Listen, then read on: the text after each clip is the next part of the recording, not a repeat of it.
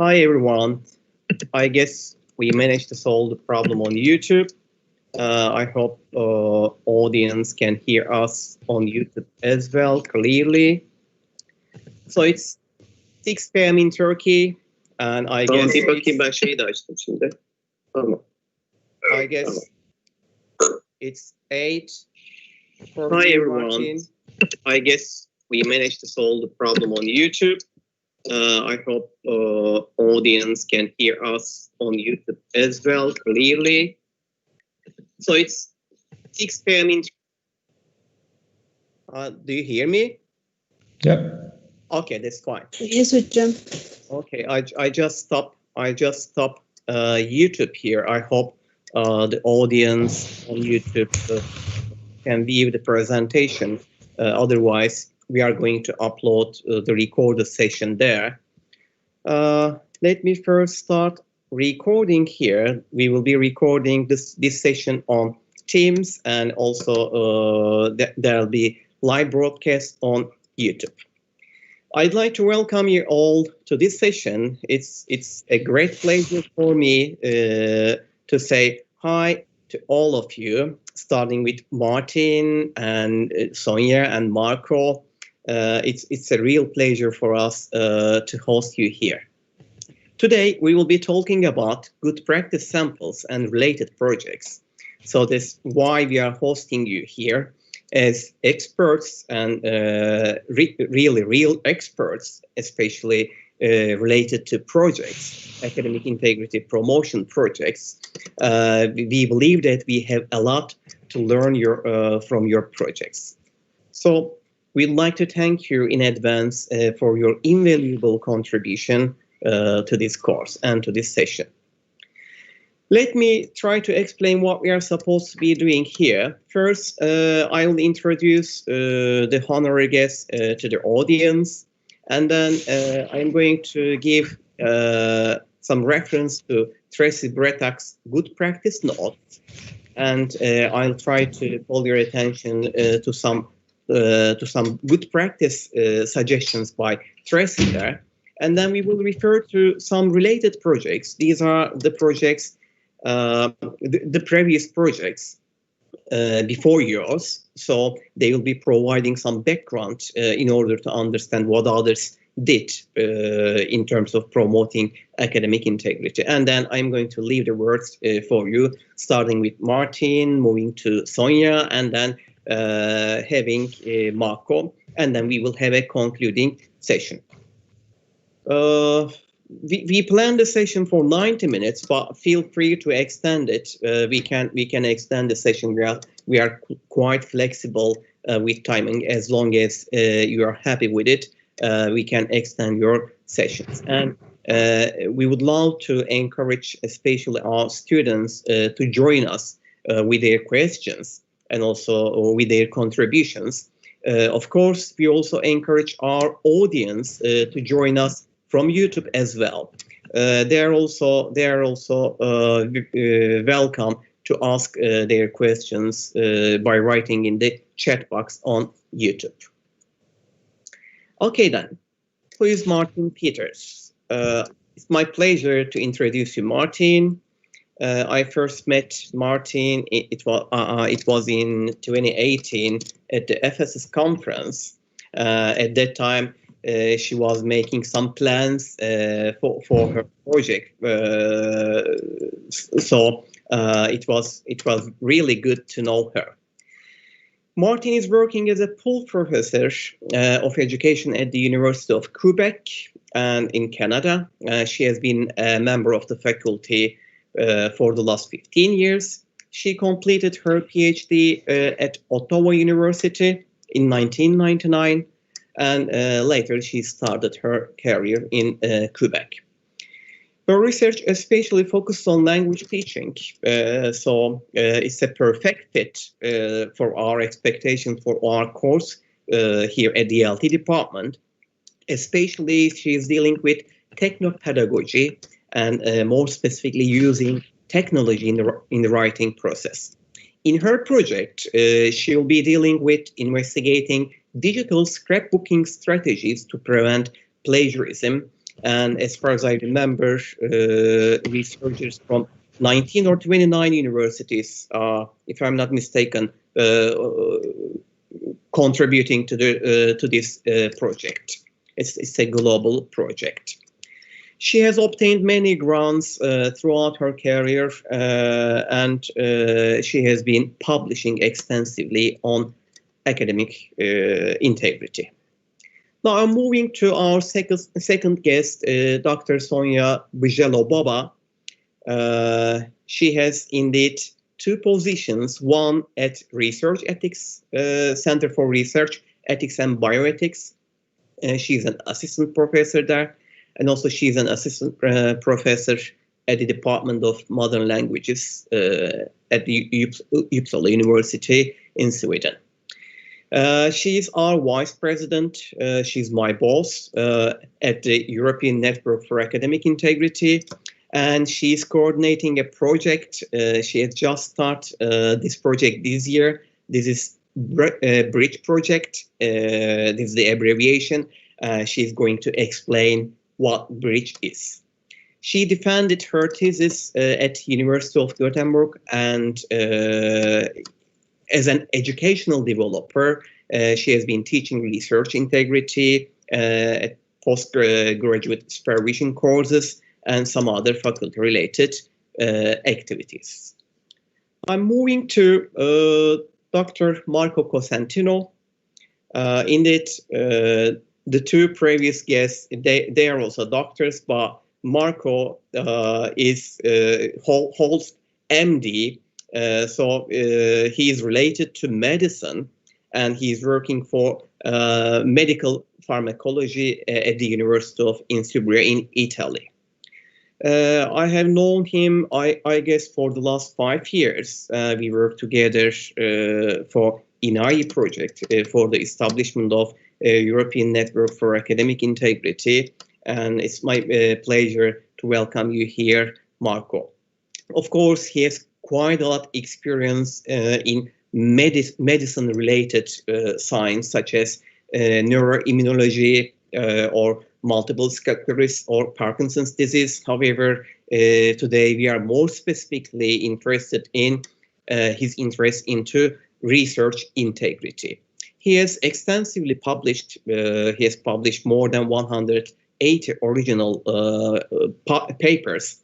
He has been coordinating the Graduate School on Methodology, Ethics and Integrity in Biomedical Research at the University of Insubria, and he's been involved in ethics committee at his institution, and he's been contributing to related activities a lot. Now, after briefly introducing, of course, this is very brief introduction about our honorary guest. I'd like to call your attention to practice samples. If you'd like to have some ideas about practice samples, we might refer to good practice note addressing contract cheating and safeguard academic integrity. This was a publication which was published in 2017. This was on behalf of Australian government for their higher education. And our Tracy Bretact, she edited this collection. So in this collection, we can find several good practice samples related to some academic integrity and especially avoiding from contract cheating activities. In this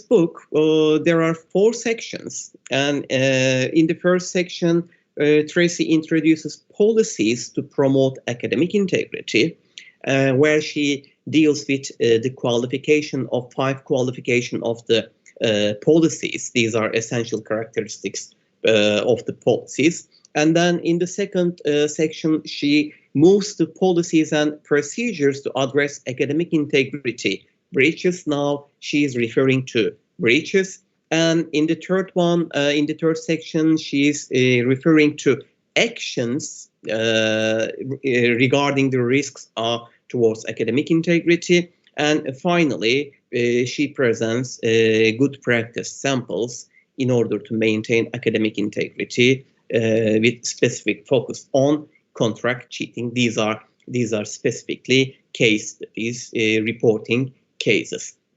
This is especially important nowadays because we are teaching online, and we have less interaction compared to face-to-face teaching with our audience, with our students. So avoidance of contract cheating or avoidance of collusion seems to be more important nowadays. So these models, I guess, will give some specific hints for those who are interested.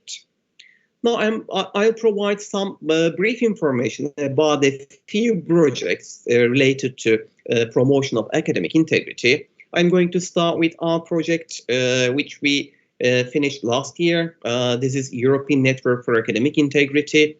The project started in 2016, and as 12 universities from Europe, from 11 countries representing Europe, we established a network as a platform in order to help each other to promote academic integrity at our institutions. And later, after the establishment of the network, we make it available for anyone. So we are accepting new members. Now, if I'm not mistaken, we have 37 members. Sonja, I'm not sure about, but it should be 37 or something like this, representing European universities.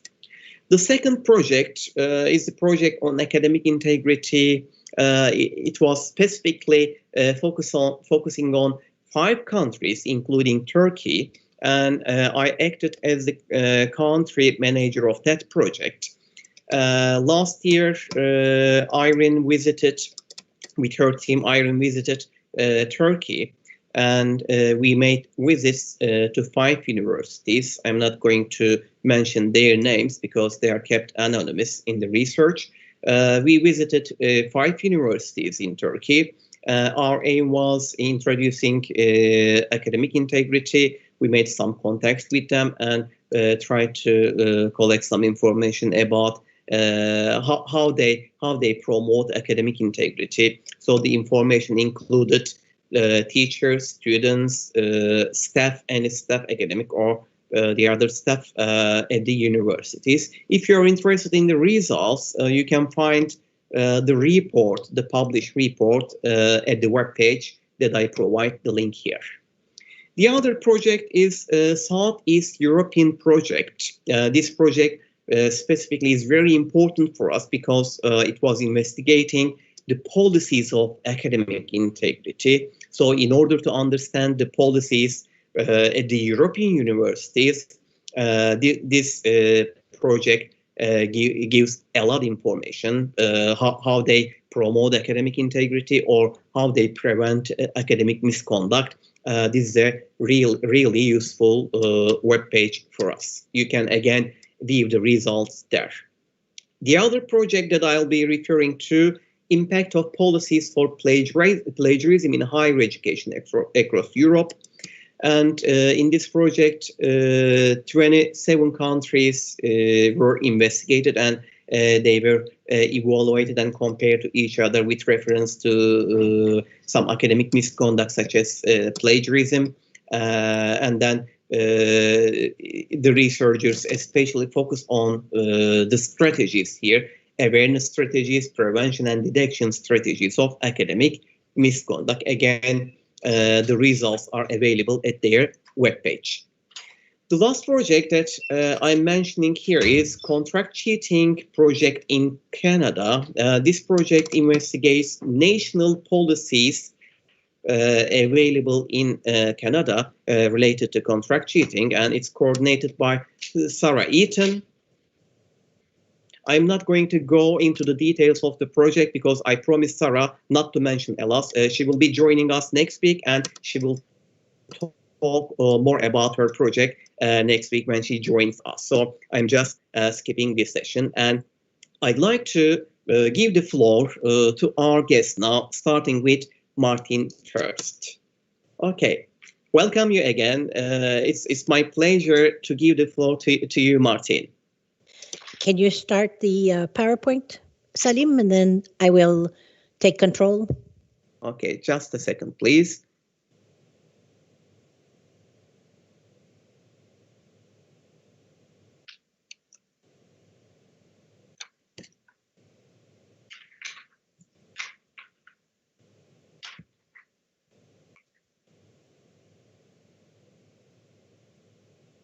Oh, for some reason, I cannot view your presentation here. It's strange. Just a second. I'm going to try it once again.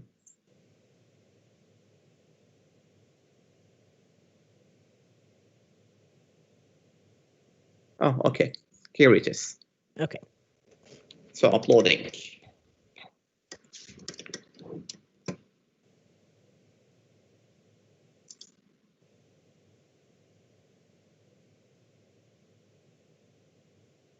I really wonder whether our audience can hear us from YouTube. I hope they can.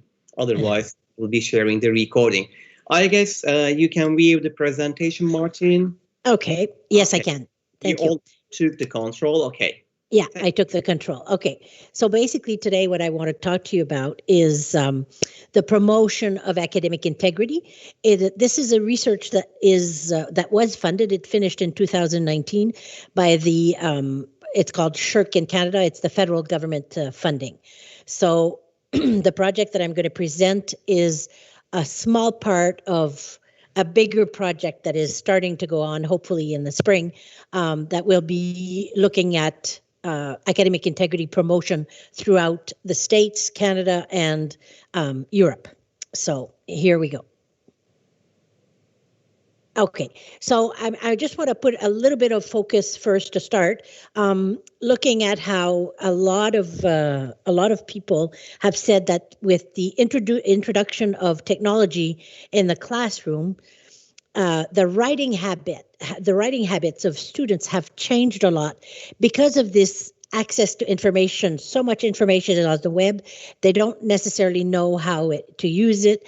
And so we find blurred lines for acceptable practices, which leads, of course, to, not of course, but too often to academic fraud.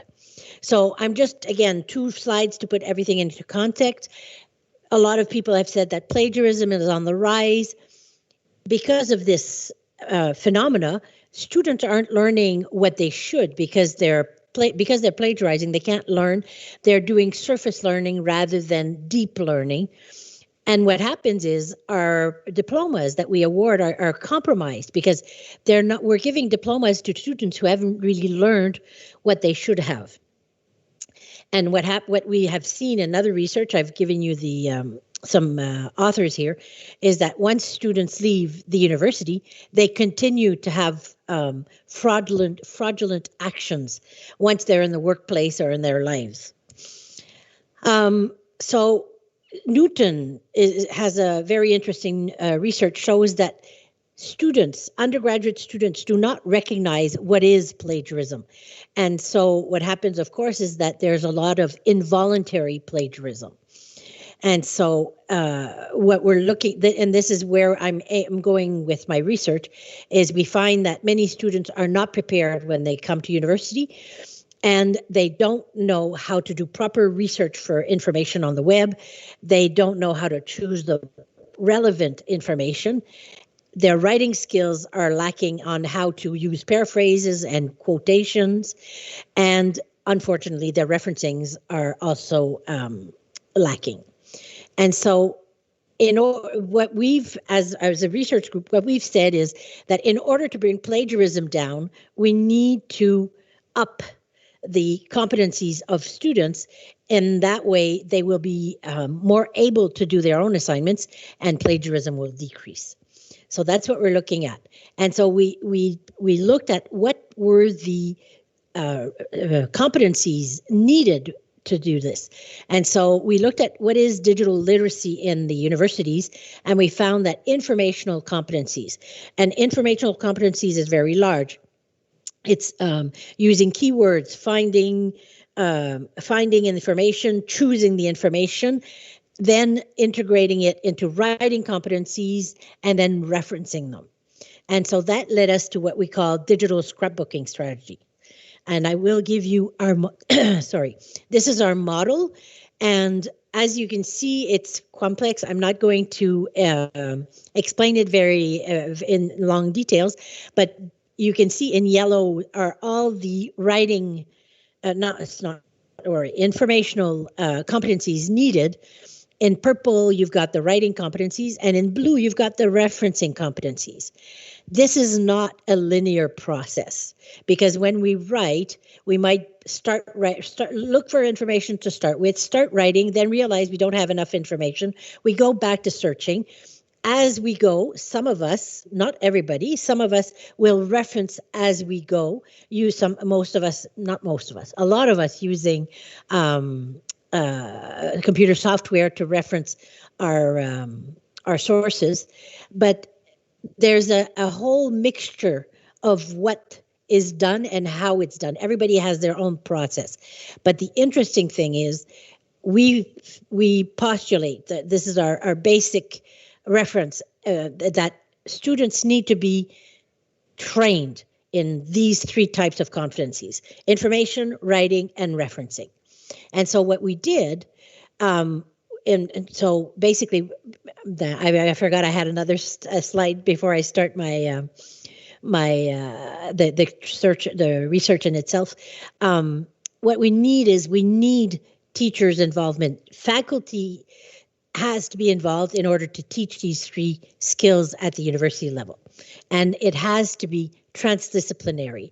And it's very fascinating how too often professors are going to say, this is the language teacher's responsibility. It's not my responsibility. I don't teach languages, so it's not my responsibility to train the students in how to write a proper term paper.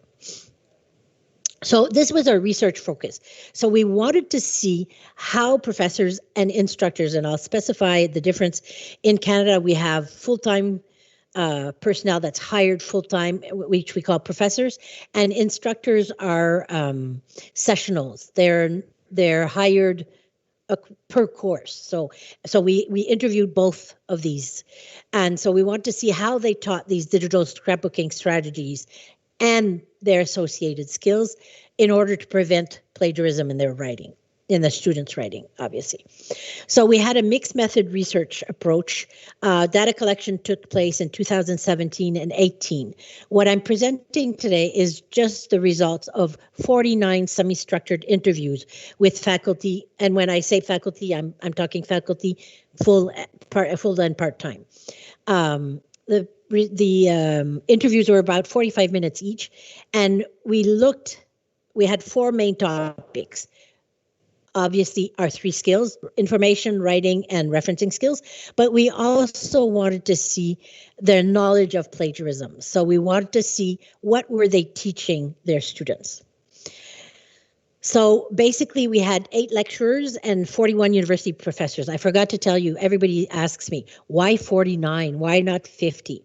We did have 50 participants, but what we wanted to look at was specifically undergrad, and one taught only graduate students. And so that's why we eliminated that person. So that's why we have 49. They're from 6 different Quebec universities. Some of them are very, very far. They're in small towns. Other ones are in town. So different types of universities. We have 21 men and 28 women, which is nice because we have a nice balance. Usually things tend to be a little bit more oriented towards women. Just to give you an idea who our respondents were, the largest population, 31% of our population, had between 6 to 10 years experience. So they were not just new professors. They had experience. As you can see, we had a lot of people from different domains. We still had a lot in education. 1/3 came from education, but in administration, management, art were the second most represented groups. Our interviews, our total interview time, and you can imagine how long transcriptions took, was 29 hours and 24 minutes. It took forever to transcribe. Approximately an average 36 minutes for the participants. And like I said, we had 23 questions, socio-demographic to start with, the classes they taught and what they requested as assignments, and then the 3 skills and the plagiarism not that plagiarism that they taught, but rather what aspects of plagiarism they taught. Okay, everything was coded with NVivo, and basically what we wanted to do was extract what the professors thought their role was in plagiarism prevention. Okay, and of course, in the way we want to see that was how they taught these skills that we believe will augment academic integrity. Okay, we recoded, we had 12% of the interviews, we had a very good inter-rater agreement, and we found, we extracted 7 different roles that professors take. And that's what I'm going to present to you. And so basically it's a continuum from the professor that doesn't want to do anything about it and the professor that is very active and wants to get involved in teaching about academic integrity. First thing we asked them, because this was important, we wanted to see, do you ask your students assignments that necessitate an information search? And so 71% said yes, and there's different types of searches. One was for any type of information. One was, do you ask them to search into handouts that you've given them? So stuff they've put on Moodle. And so 5% of them said that. And another additional 4%, not 4%, 8%, sorry, 4% said they asked them for authentic contextual information. And one example that was given was one professor, and so it's not scientific papers that they're asking them to look, but rather go look at a company and see how they structure their company. For example, when somebody in administration gave us that example. And so, but it's still web searches that students had to do, and then which augment possibly the amount of plagiarism. So here are the 7 types of roles that the professors took, and the numbers indicate where the most quotes were given with NVivo. So we have the detached professor, I'll explain them after. The detached professor, we gave them names, of course. The detached professor, the delegator, the referrer, the casual, the cooperator, the collaborator, and then we have what we called our integrity ambassador. And as you can see, the integrity ambassador is what came up the most, but I will tell you how it looks really good when I show it like that, but in actuality, it's not that great. So what we did was basically we looked at everything. I'm going to bring it back. We looked at all these numbers and we said, for example, for Professor X, what did he most often give as his role? And so we called them the predominant role. So we had 38 of the professors, so 78% chose one predominant role. The 11 other professors did not have one predominant role. 6 of them had a hybrid style, which means they alternated between 2 different roles. And the rest of them had what we called mixed roles, because they, depending on if they wanted to talk about informational competencies, they would take a detached role, whereas plagiarism, they took an ambassador role. And so different roles according to the 4 categories that I mentioned earlier. So as you can see, when you look at this, we had 43% of the roles adopted were ambassador, whereas, as you can see, we had a lot less in the other ones. Detached and delegators are at the other end of the spectrum, and they're quite present. So this was a little bit discouraging. I'm not going to show you any more numbers, but I can tell you in the end, we had, when we look at this, it looks 43% looks big. But when we looked at predominant and systematic roles of ambassadors of integrity, only 5 of our 49 professors were what we considered full ambassadors. And so we need to question, why are our professors not getting involved more than that? So here's our detached professor. Our detached professor basically, and I'm not going to read, you guys can read the quotes. We've put a little bit of quotes underneath so that you can have an idea what the professor will. But basically the detached professor is the one that says, academic integrity is not my responsibility. It's not up to me to teach anything related to the skills necessary and or the knowledge. So basically, they do absolutely nothing. Okay, and most of the professors said lack of time was why they didn't take any part. Our delegator is the one that takes for granted that the teaching of academic integrity is done somewhere else. And so he says, oh, it's done in so-and-so's class, or, oh, they were supposed to have this done before they got to universities. So they delegate responsibility anywhere else but on themselves. So basically, they do not do any teaching of academic integrity skills.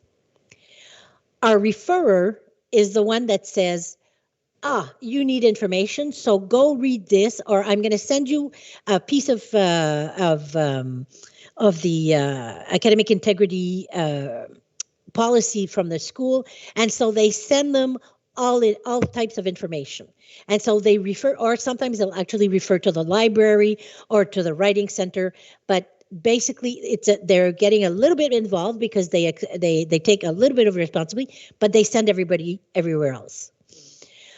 The casual one is the one that's, when he or she sees a problem in the class, will address it.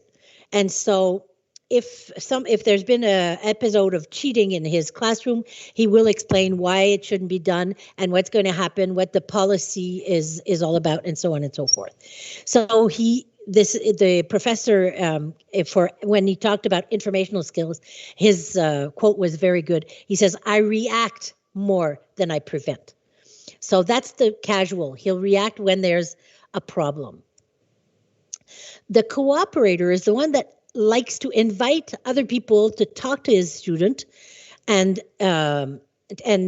talk about whether it's the three types of skills or plagiarism, but he doesn't take part. So basically, he sits in the back while somebody else teaches his class and gives information to his students.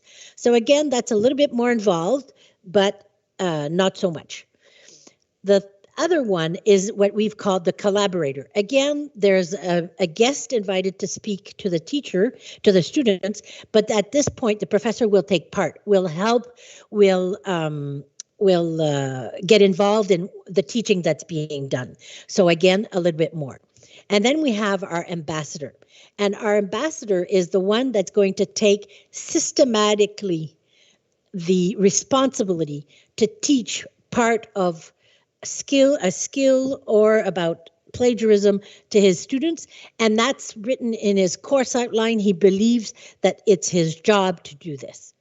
And so basically, this is what we want. We want all, and you are PhD students, your future professors, this is what we want you to be when you grow up, if you want. We want you to be integrity ambassadors.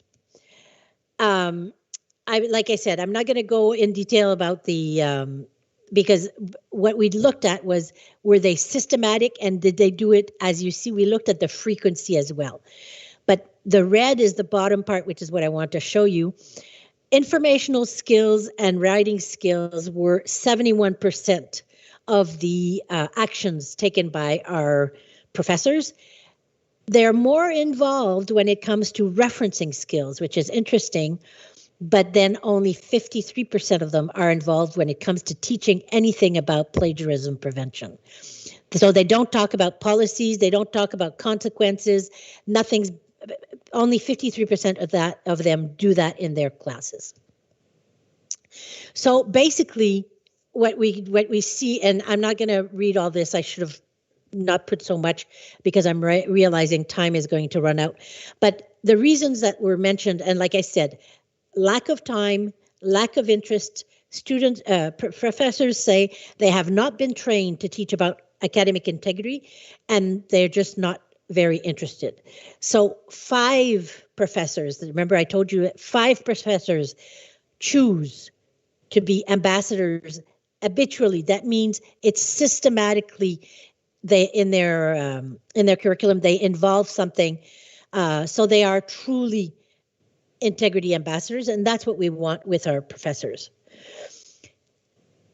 It's important in order to be an integrity ambassador, you need to be what we called intermediaries. You need to do the promotion of the services that are available. So yes, tell them about the library, tell them about the writing centers.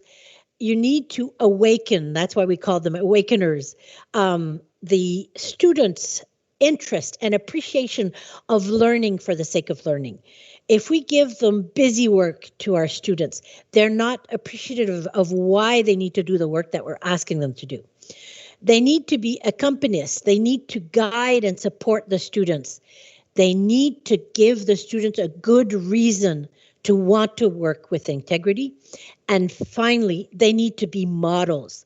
And in order to be a model, that means whenever you write a PowerPoint, you give your sources. You show your students at all times how you're a model of integrity. By the way, for anybody who wants to read, there's nothing written about integrity ambassadors, but there's such a thing as what's called a cultural ambassador, and it's published in La Self in 2009, and that's what we modeled our integrity ambassador on. So if you want to read about it, you can go and read about it there. So what do you need for? We've talked about 4 different conditions. Professors need to learn about academic integrity. They need to be trained. They need to realize that academic integrity is cross-disciplinary. It's not just in the writing center that it needs to be addressed, and it's everybody's responsibility. You need to modify your pedagogical approaches because you need to be able to explain to students how they need to integrate these skills and this knowledge into their writing. And finally, and it's not there just to show, it's very, very important that they need to be supported by the institutions, the administrators, and the support staff. And so once we have, if every professor was an integrity ambassador, we would have diplomas that mean something because students would have learned what we want them to learn. And if we were all integrity ambassadors, students would be fully engaged and they would be more interested in their learning, and these students would thrive academically in an ethical environment. If you have any information, you can join me. You can email me. You can look at my website, or you can go on Facebook. I post things regularly on Facebook about academic integrity.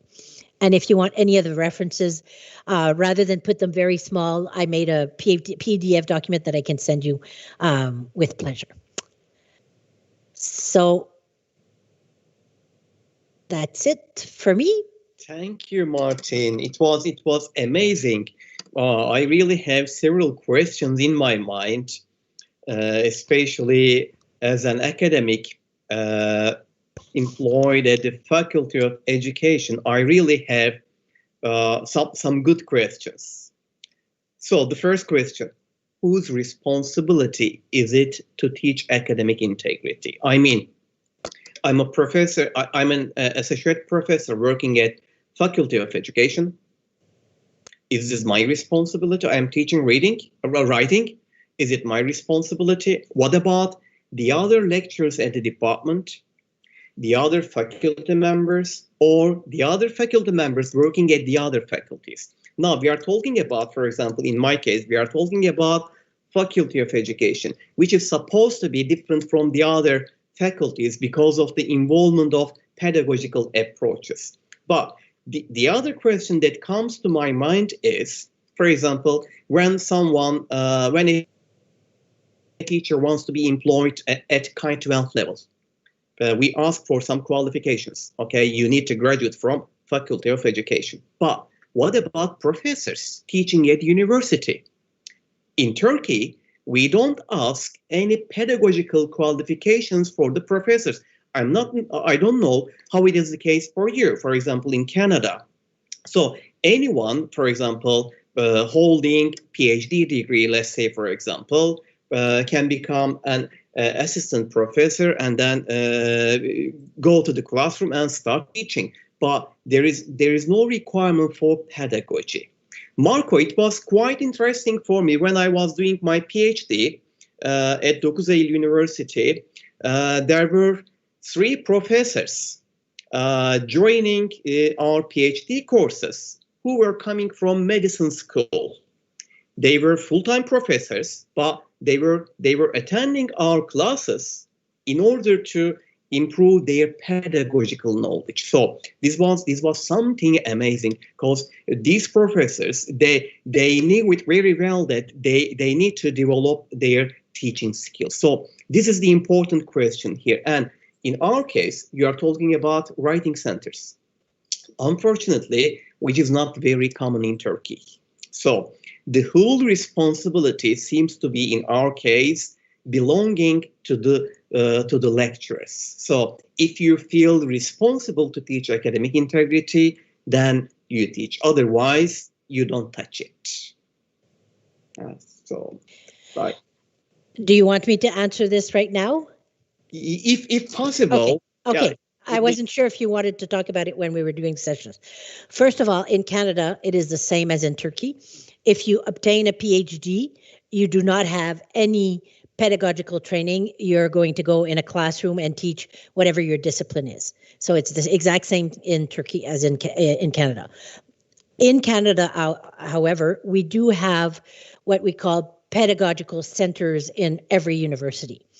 And these pedagogical centers are there to help the professors or the instructors to learn how to teach properly.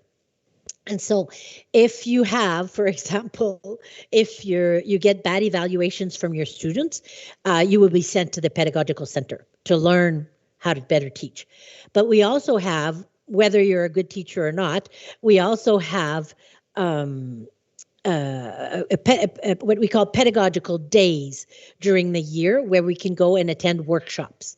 And so over the years, if you attend these workshops, you should develop some of your teaching skills. So that's the first thing I want to address. So no, they don't have. But the first question that you asked was, who's responsible for teaching about academic integrity? And I think everybody is responsible. And it doesn't matter what you're teaching, whether you're teaching medicine, technology, history, education, everybody should be responsible. But we can't think, remember when I said the 3 skills and about plagiarism prevention, you can't expect everybody to teach these 4 things. It would become redundant very fast.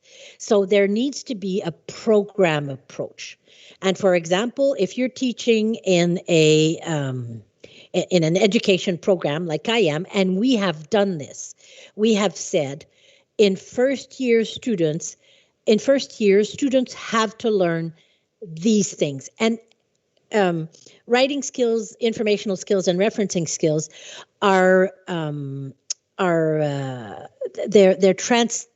they're not disciplinary, and so that's why they end up being left aside, because it's not in anybody's discipline, and so that's why they need to be taught. But we have said in first year, so and so is going to cover this part of informational skills. So and so is going to cover this part of writing skills, and so on and so forth. And over the 4-year project, over the 4-year program, everybody is addressing a little bit. Now, technically, this is how it should work, but unfortunately, it doesn't often work this way.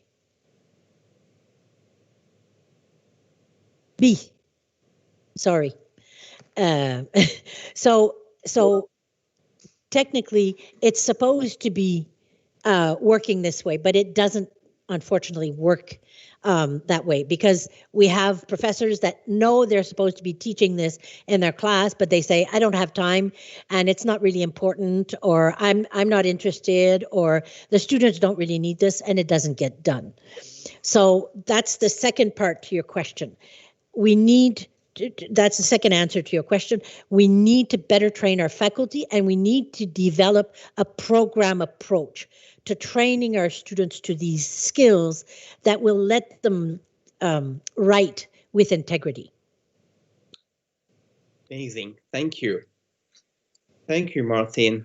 So program approach, I'm taking a note of this. I believe this will help us a lot. And here I see a question from one of our PhD students, Miranda. I'm not sure whether you can read it in the chat. Yes, I can. Oh, okay. So yes. And Miranda is absolutely right. They are transversal skills. We have what they call transversal skills in Canada also. And because they're transversal, that's why nobody teaches them, because everybody's supposed to be doing them, but nobody really does them because nobody has time or interest. And unfortunately, maybe what should be done is say, this is going to be done in this discipline, and then everybody should be trained. In our faculty, one of the things we did, and this is one of the courses I teach, first year students in September, when they arrive for the first time in all our education programs, have to take what we called a digital literacy skills course. It's a 15-week course, and these are the skills that we teach. We teach them how to write properly, how to quote, how to reference. We teach them how to do proper information skills, and we teach them how to use EndNote, which is one of the referencing software, in order for them afterwards in all their other classes that they are able to integrate these skills. Do I think that there could be more roles? I'm sure there are more roles, but I think the continuum that we presented of the 7 roles covers from the completely detached to the really integrity ambassador. There might be intermediate roles in between, of course, but with 49 interviews, I'm pretty confident that we did find pretty much the gamut of what is out there as roles. Martine, may I ask one more question, please? You referred to EndNote, for example, and considering the roles. And we know that Sonja and Marco, we know Oliver. He's working at the library, and he's delivering some seminars, some webinars, in order to promote academic integrity and in order to teach academic writing. So is it possible to share the roles as the department faculty members with the library? I mean, for example, in this case, EndNote would fit much better to the library. I mean, the library might have some sessions in order to introduce some digital tools that might be beneficial for students. I agree 100%. The problem, Salim, is that the students don't know about it because nobody tells them about it. And so they don't attend because they don't know about it. And especially in these times where now they're not even on campus, because they don't know, they can't go and attend a session. Plus, if I tell a student, oh, go take this session, and then he doesn't use it in the classes, then he figures he's wasted his time learning this software, that he's not going to use it. But if and this is what I do, I ask the librarian to come into my classroom, give the EndNote session, and then afterwards, I'm really, really mean with my students, or maybe I should say demanding. But after every paper they hand in, they get 1 point if they have put in the references with EndNote. And so if the paper is worth 15%, they get 1% of the note is if they have used EndNote. And so that's the difference between, remember, the cooperator and the collaborator, because I'm really collaborating with the librarian because I'm integrating and demanding that what they have learned be used. And on the exam, which my students did last week, on the exam, one of the things I give them a EndNote library, and they have to write, because the final exam is writing a very short 400-word essay.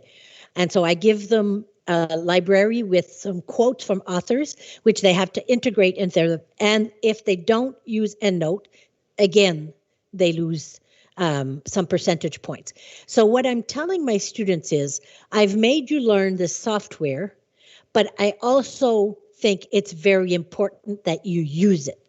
And so for me, that's the difference between being a cooperator and a collaborator, because I continue the learning in the classroom. And I've helped students after they've learned it, after the librarian has come, I help them to further their learning. Okay, thanks a lot. I guess Marco has some contribution. Marco, please. Yes, thank you so much, Salim, and thank you so much, Martine, for this so interesting presentation and for this a lot of stimulation about for discussion and for. But I don't know if I'm allowed to do some comment even at this stage. I just would like to, I don't know if point out or just tell a few. Just because I totally agree with most of the topics that Martine touched. But for instance, what I would like to say, many problems that I encounter when for instance, when I supervise students during their preparation of dissertations for the achievement of academic degrees. So the main issue is that more and more, each year that passes, more and more, it's possible to understand that they arrive in university from high schools with less and less basic notions that are, in my opinion, but I think that maybe possibly you agree, very simple and very elementary, fundamental. And so, for instance, how to write a piece of text, how to choose, and also just formally how to correctly cite your sources, the sources that you used. Just understand what does it mean that you use the source, and so you need to acknowledge that you used it and to what extent you used it. And I can tell you that we are presently now, it's a couple of years that step by step also colleagues understand that we need to do something. We are trying to find out possible solutions, include some training modules in the general plan of the courses. But of course, on the other side, I cannot hide my feeling that in some way something that needs to be done, but also forgive me for this expression, some kind of waste of time, just because I'm still my very old training just brings me to think that we should be able to concentrate on key issues that in turn should be able to find an already ready, strong, basic background. So that's it. It's just a gut feeling that I would like to share with you. I agree with you 100%. The best scenario would be that students would arrive at the university level and be properly trained and know all this. They don't in Canada. Obviously, they don't in Italy either. I think they're not properly trained when they're in high school. And unfortunately, if you ask the high school teacher, he's going to tell you, well, I have all my things that I have to teach and I don't have time either. So it's really a problem of, like we said earlier, transversal skills that are just falling through the cracks because nobody expects it to be their responsibility. I think what we need to do is make sure that it's integrated. For example, I don't teach EndNote once the librarian has come by. I don't teach it anymore. but I expect the students to use it. So I waste, because it is an hour and a half of my class time that I take for the librarian to come and teach them EndNote. And honestly, she doesn't teach them EndNote very much for an hour and a half. But what she does is show them the basics and then tells them, if you have more questions, come and see me at the library. But I tell them, from now on, I expect you to learn. I expect you to have learned it and use it in your papers. And so I think it's a good investment because they're in first session. They will use it for the next 4 years of their program. We did a research project again in Quebec, and what we asked students was, have you been properly trained? Because our students can come straight from high school, but some of them transit through the college system before they get to university. And so we have two different types of profiles. And we've asked them, when they arrive at the university, do you feel you have been properly trained in those 3 skills and prevention of plagiarism before you arrive in university? And they say, no, we have not.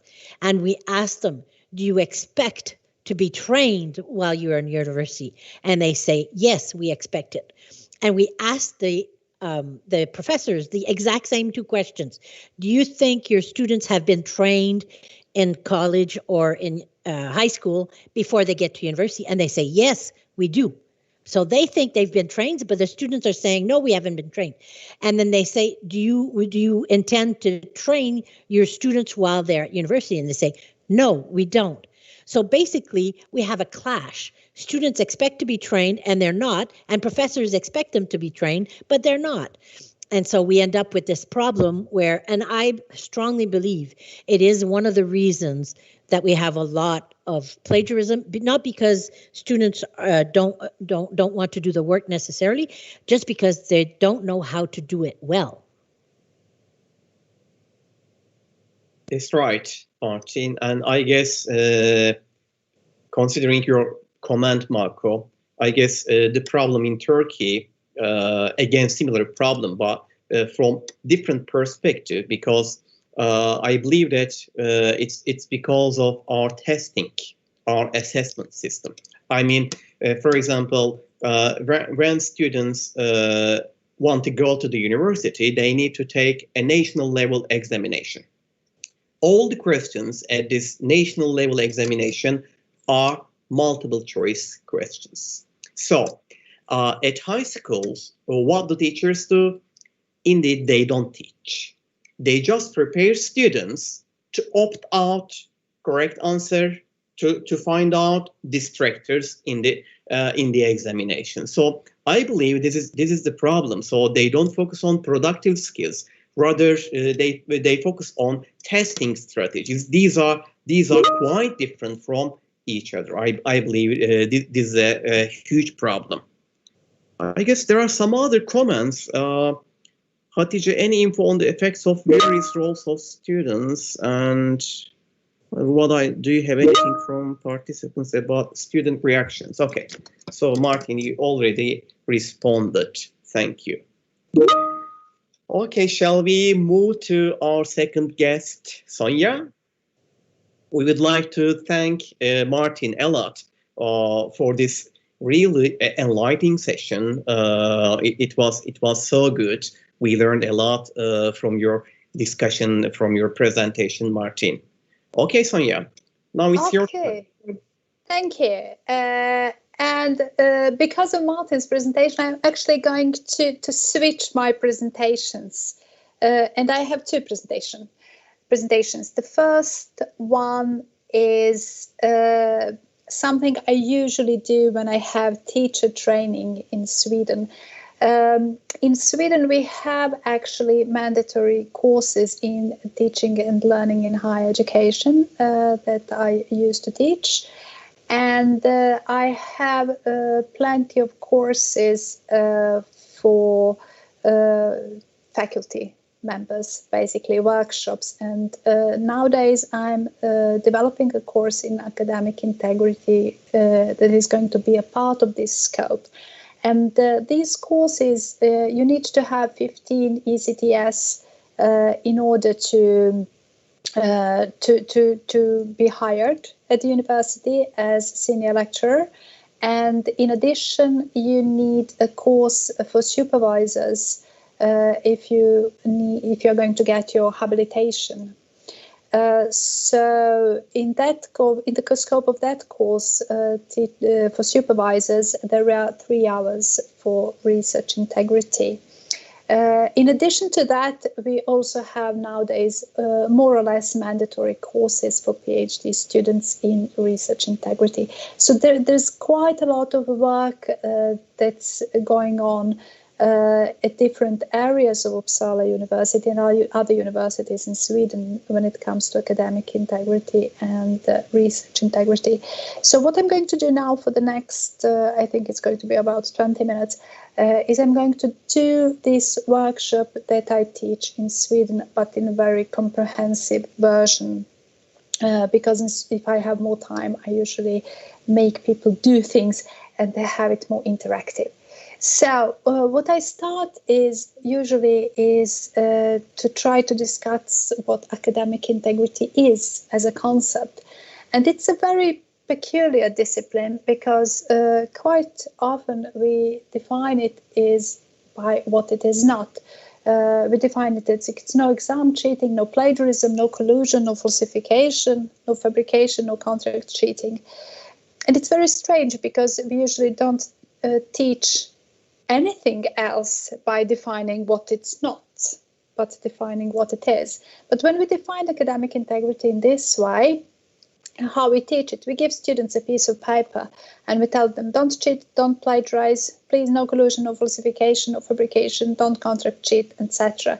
And that's also very strange pedagogics. We still just tell them what not to do and never tell them what to do. So when defined as what it is not, academic integrity focuses on prohibition and correction of students' behavior, and we focus on detection, we focus on punishment, but we never teach students what to do instead. And of course, there are other ways to define academic integrity. I'm certain that you, during this course, have read the definition that was provided by the International Center for Academic Integrity. They define academic integrity as a commitment, even in the face of adversity, to 6 fundamental values: honesty, trust, fairness, respect, responsibility, and courage.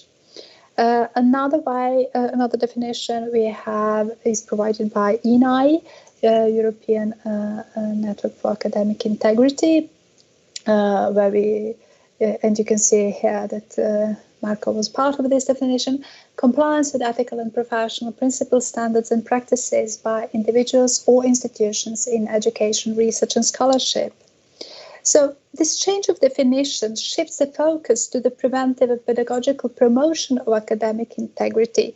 And instead, we start to teach students what to do instead before they do some form of misconduct. And what I want to say is, I know this course is about policy, but a policy, an honor code, a lecture on academic integrity in the beginning of a program is a simple solution, and that solution is not enough. And that was Martine was also talking about. So what I want to propose is a holistic approach, which is quite sustainable solution. And what I mean by this is, of course, you need to have a policy with clear objectives and values and proactive approach. But you also need an action plan, because a policy is just a piece of paper.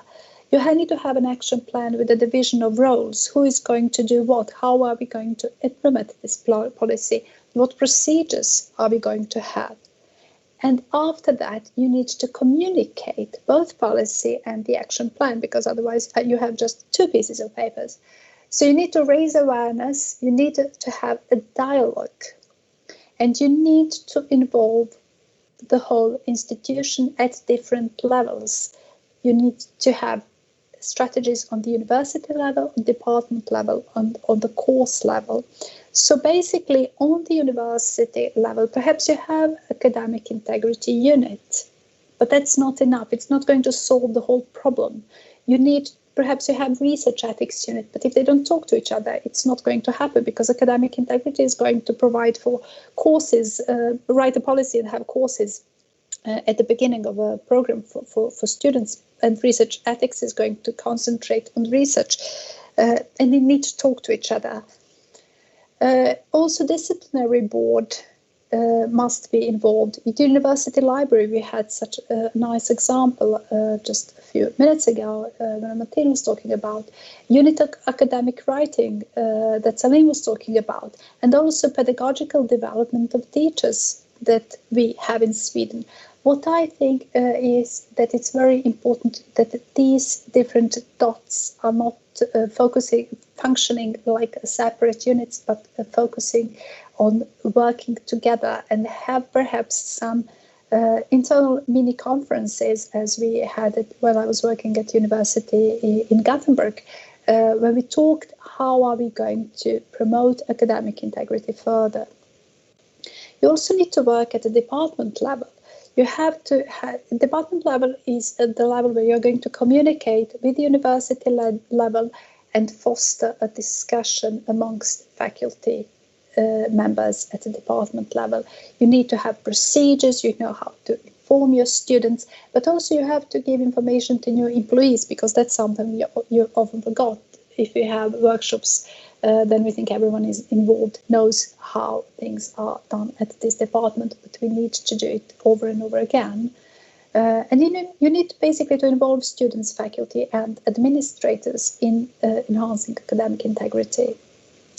And then I go to the course level, because as Martine said, everybody in all courses, you as a teacher have to promote academic integrity.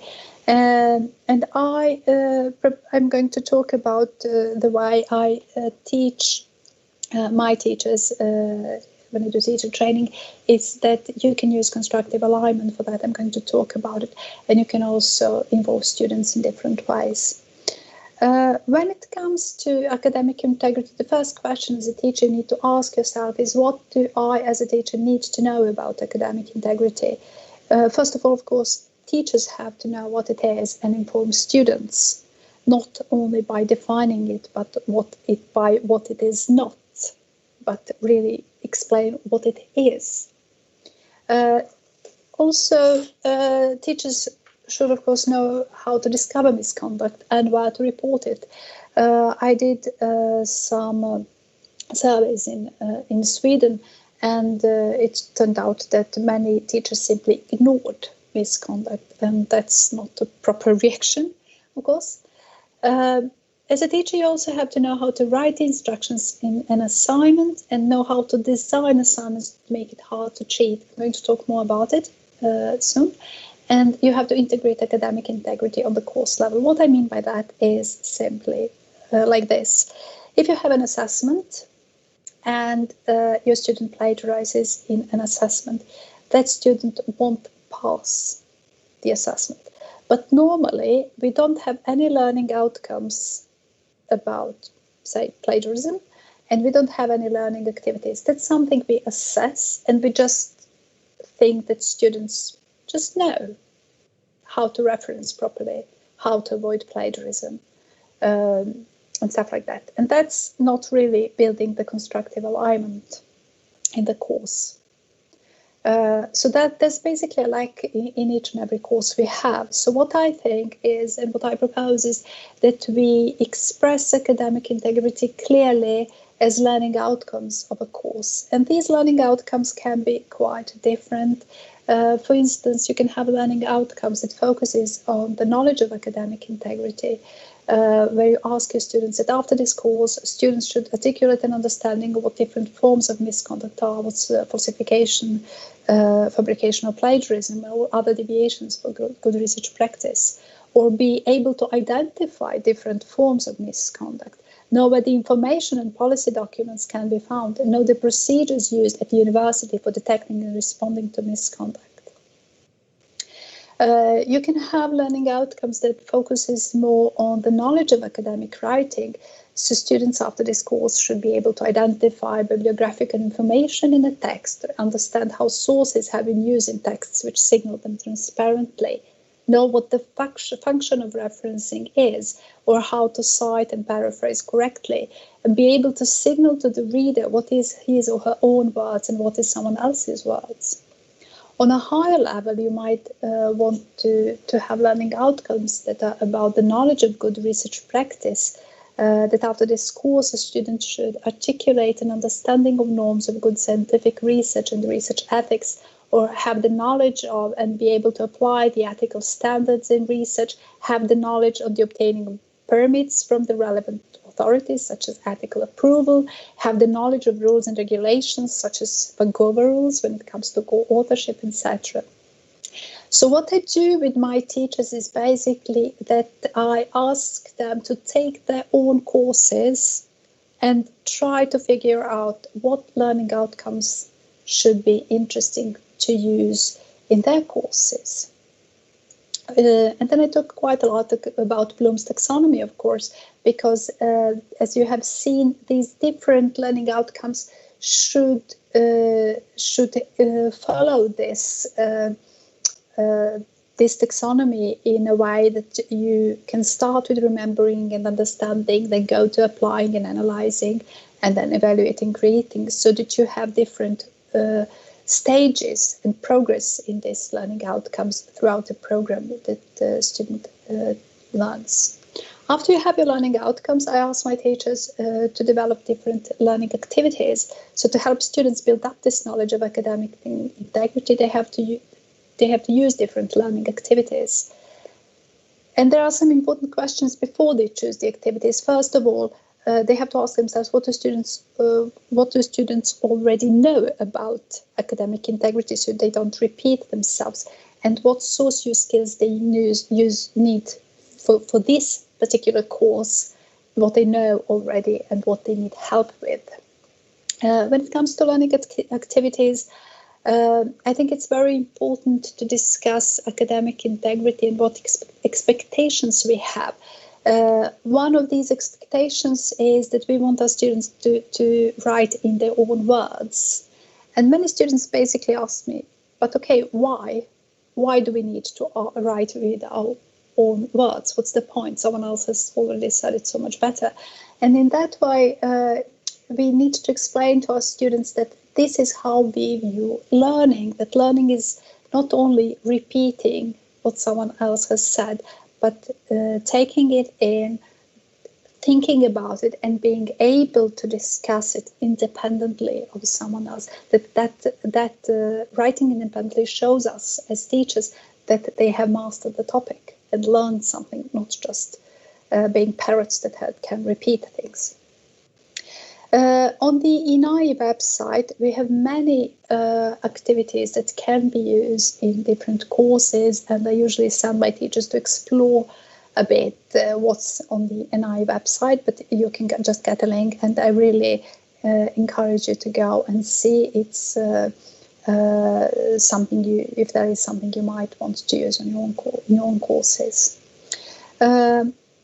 One of the biggest and most important things you as teacher and its teacher in all different courses is to actively work with texts. And it's very important that it's something that is done within the discipline, because there are different ways of dealing with texts in different disciplines. So I ask my teachers to talk to the students, take a text, scientific text from their own discipline, and discuss why is this author reference in this way, and to ask students to make summaries of a particular text in paragraphs, so you can teach them source use.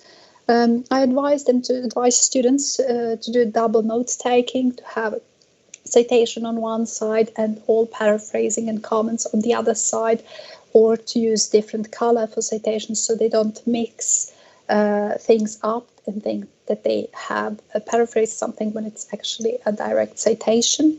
I think it's very good to give examples of plagiarism and pet writing, to make this plagiarized texts and ask them, is this okay, so they can discuss where is the borderline of plagiarism.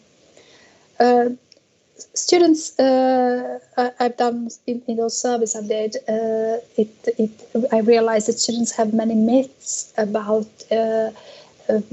academic integrity and plagiarism, they think quite a lot there is some gray area where they're not really certain what to do. Self-plagiarism is one of these areas.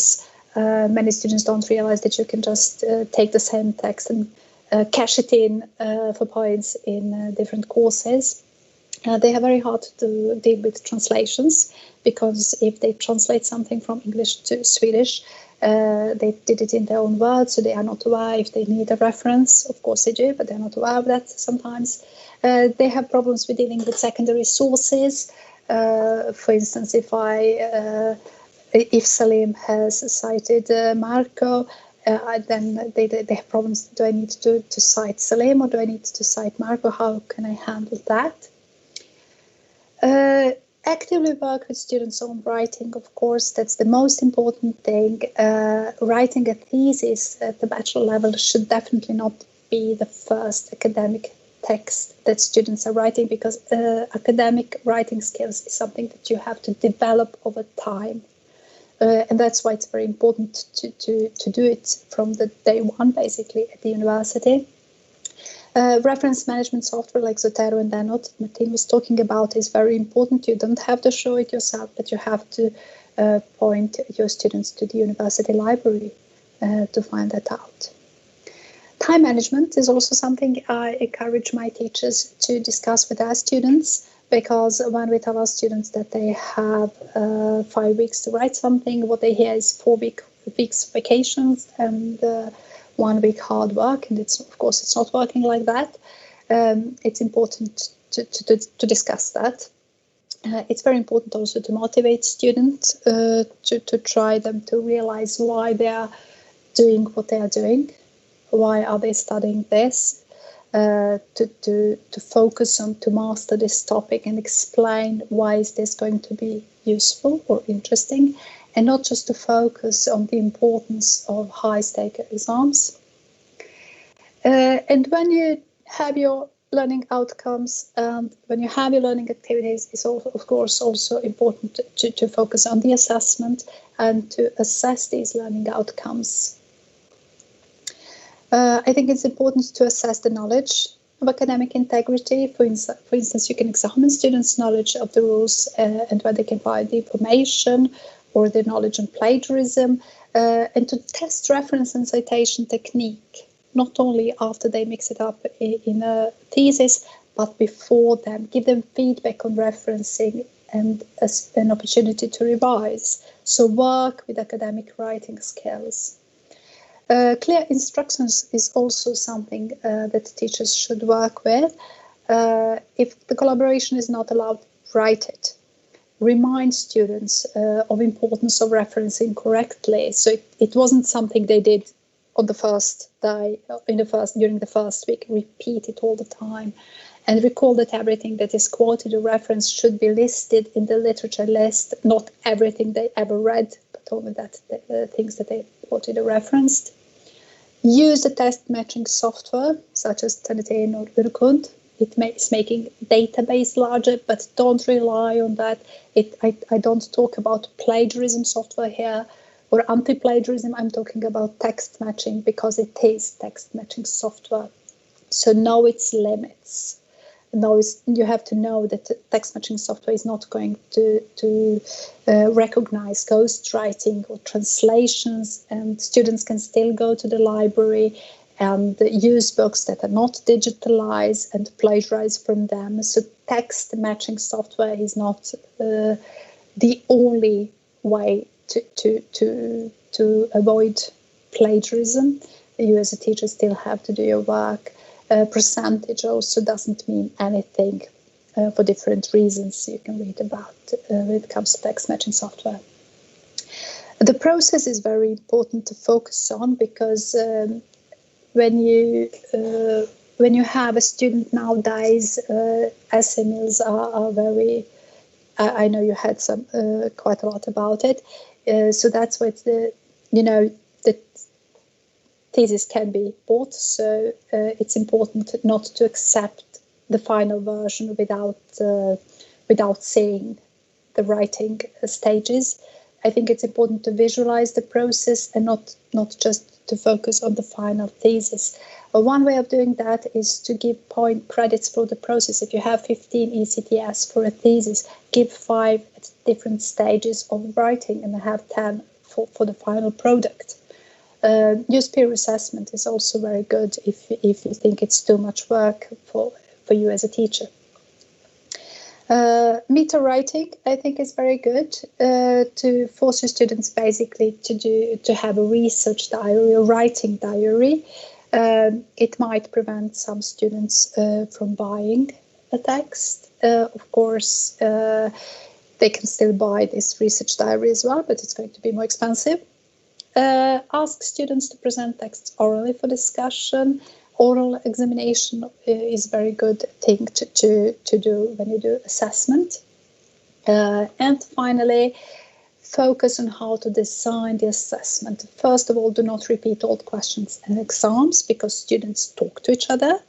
And do not ask for the answers that the students can easily pretend to have done. If you ask your students, for instance, just go and interview 5 people, some of them are going to interview 2 people and just made up what other 3 people have said.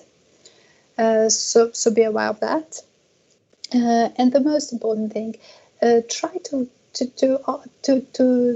ask your students to give them original assessments, because in that way they're going to require original answers. If I ask my students to write 2,000 words on Russian Revolution, I'm going to get 30 pages more or less copy-pasted from Wikipedia. And that's a boring question. I as a teacher, haven't done anything to make it more original or interesting. Instead of these things that you can Google in like 10 minutes, try to use individual assessments or contexts or situations, so where students have to make the solution instead of just try to find the answer. Use a specific theory and put it on a totally different, unknown material and event that can't be Googled, because in that way you are going to get much more interesting answers. Students are going to have to work because they can't Google that. It takes time to make these types of original assessments, but it's much more giving and rewarding both for you and for your students, of course.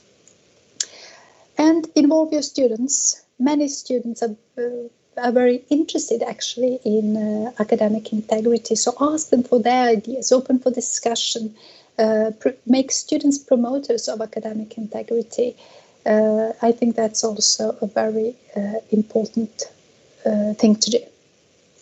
So that was my first presentation. Sorry.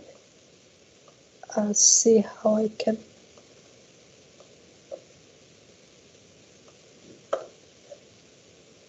Okay. I'll try to. Okay. Would you like me to answer? Yeah. Before we move forward to your project Bridge, would you please welcome some contribution? Yeah. For example, regarding the assessment, you said that we need to assess knowledge, and here I guess we need to be more careful about, as teachers, what we are assessing. Are we assessing specifically declarative knowledge, for example?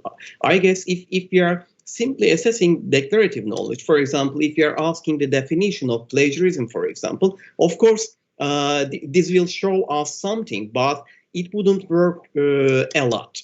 So the contribution, to my experience, will be coming more from procedural knowledge and conditional knowledge. These are 2 important elements, Martine, especially related to strategy. So I guess the assessment should include, in a way, the strategies that students are using here. So if we can manage to do this, I believe the assessment will be much more effective and more reliable. What do you think? Yeah, I think it's, of course, you shouldn't just. You should, first of all, there are different things you can assess. But I think when I'm talking about assessing academic integrity, if you want your students to read a policy, you have at the university, you can put, okay, where can you find the policy? What's in it? That's one type of assessment, but it's not too rewarding, of course. It's only if you want them to read the policy. What I think is very important is to assess the knowledge of plagiarism in examples.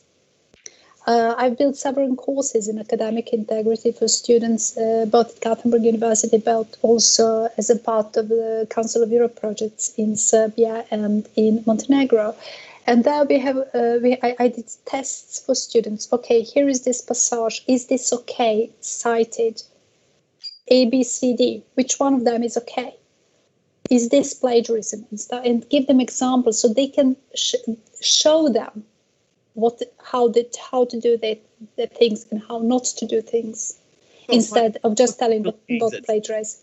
Okay, that's great. That's great. And another thing that I really appreciate in your presentation is you are talking about holistic approach. And for the last few weeks, especially, I'm focusing on the differences between academic integrity and ethics, because as you know, last week, Higher Education Council approved our center.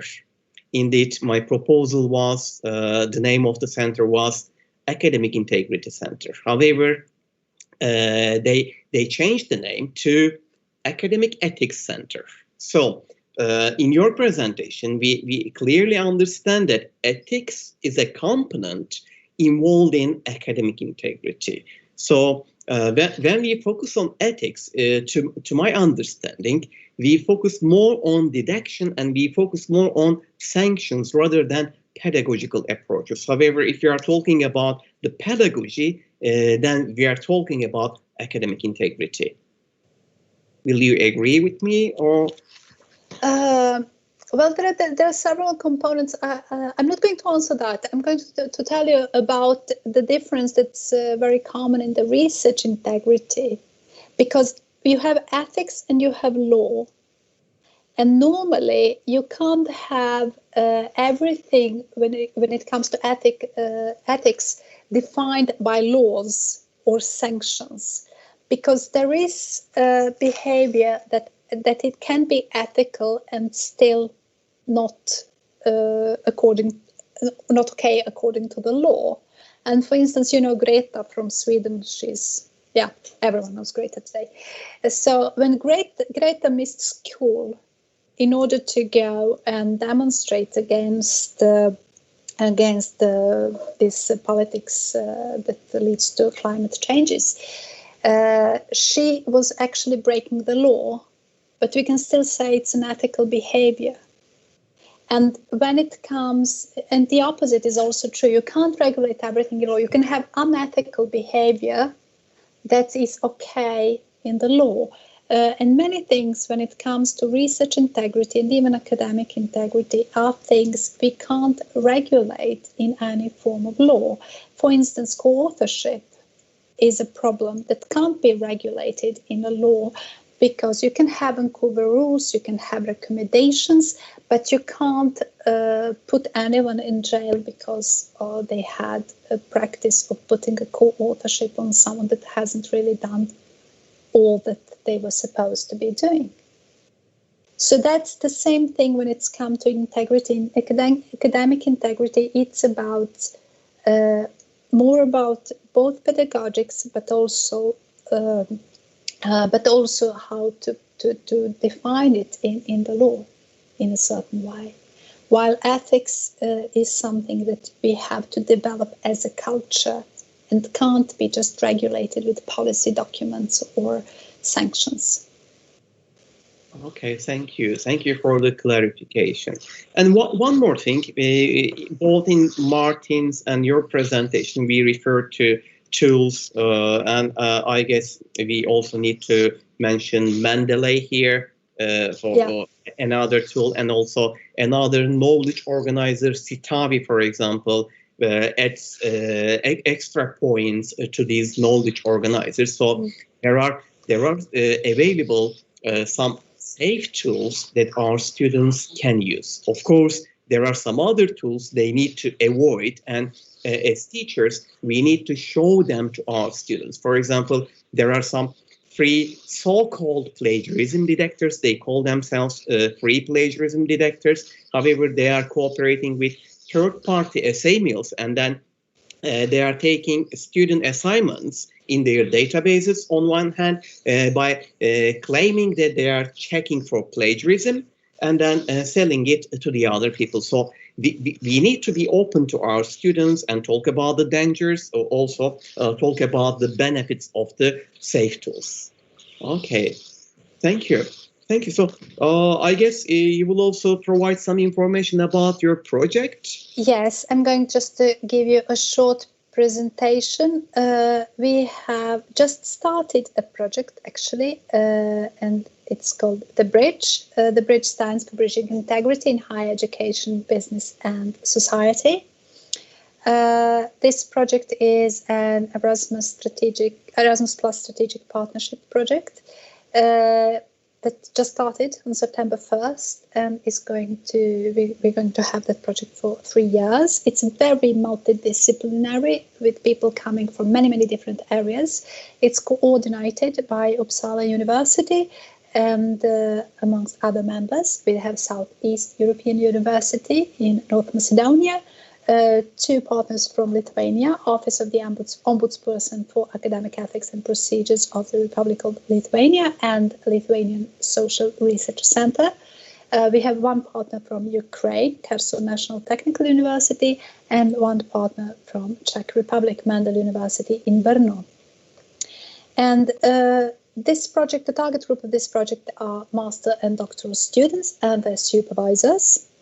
And this picture, we don't have a partner from Slovenia, but this picture, Tromostovje, with 3 bridges, is basically the best picture I can give you when it comes to describing our project, because what we are doing is building 3 bridges.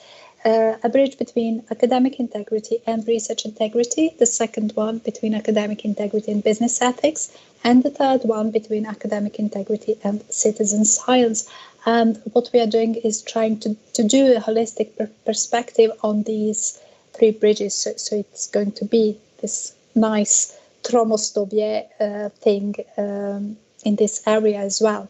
The objectives of the project are the checklists and the guidelines for bridging academic integrity in research, business and society.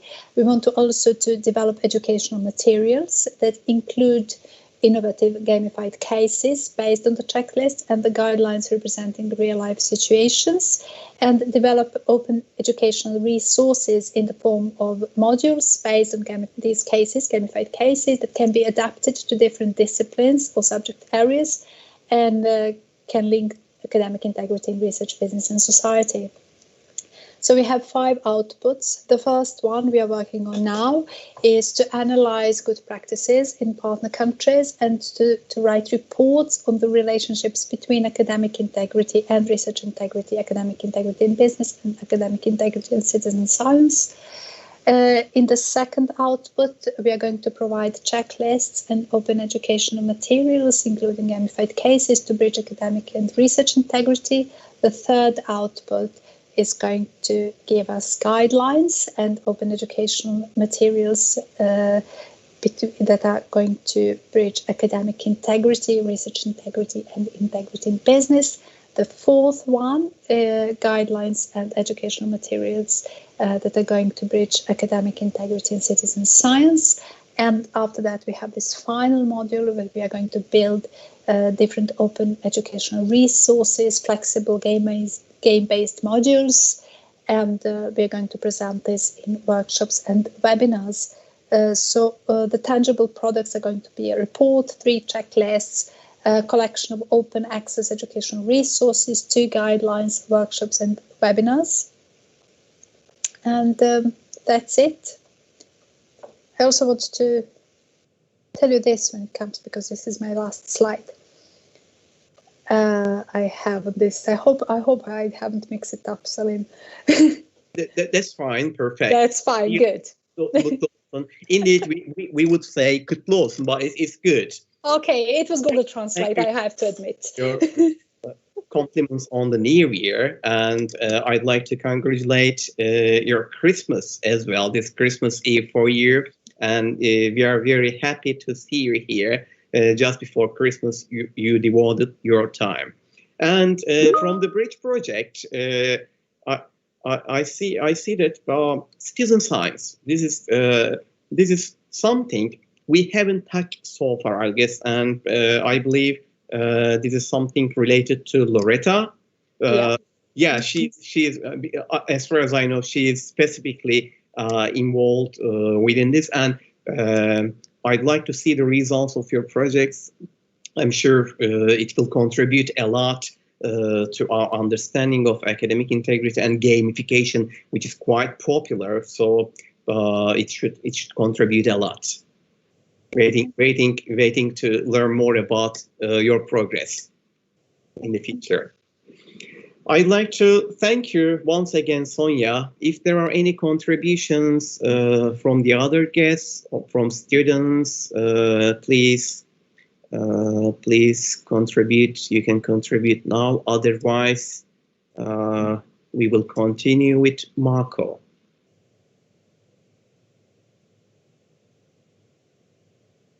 Here I am, Salim. Hi, Marco. It seems that we don't have any contribution right now. So if there are any, then we can do this after your session as closing marks. Okay. What do you mean about contributions? Would you like that I will share my screen? Yeah, sure. You can share your screen.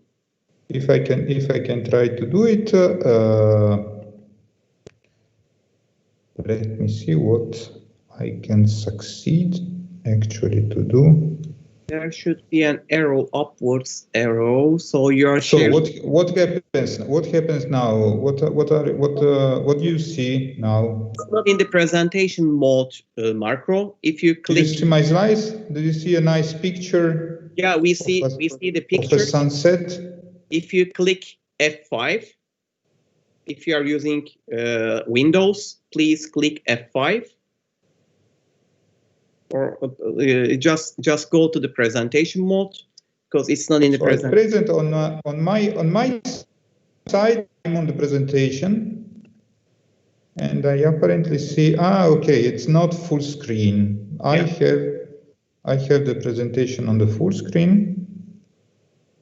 So I don't know what I might do to put it to put in a full screen. Actually, would you click F5, please? Yeah, I have. What about now? If you click F5, it should work. Yeah, I have no F5 on my Mac, of course. If it is Mac, I'm using Mac, so we don't have this option there. So yeah, I have just the full screen. If you click that one, the cursor is on that button. If you click it, it will work. Oh, it disappeared. Hocam, may I? I think there's a problem with the full screen mode. So maybe we can just see it that way, because the Teams creates a problem when the presentation goes full screen when we are sharing the screen. Okay, it's okay now. Okay. It works now, Marco. It works? Yeah, of course. It's magic as usual. Yeah. Great. It's magic as usual. So again, thank you very much for this invitation. And I usually start any of my presentations with this slide, just to explain to people where our university is, just because it's a very, as Salim knows very well, it's a very young and very small university in the north of Italy. I don't know. Do you see my arrow? Is it useful if I show by the arrow any details on the slide? Yes, I can see the cursor.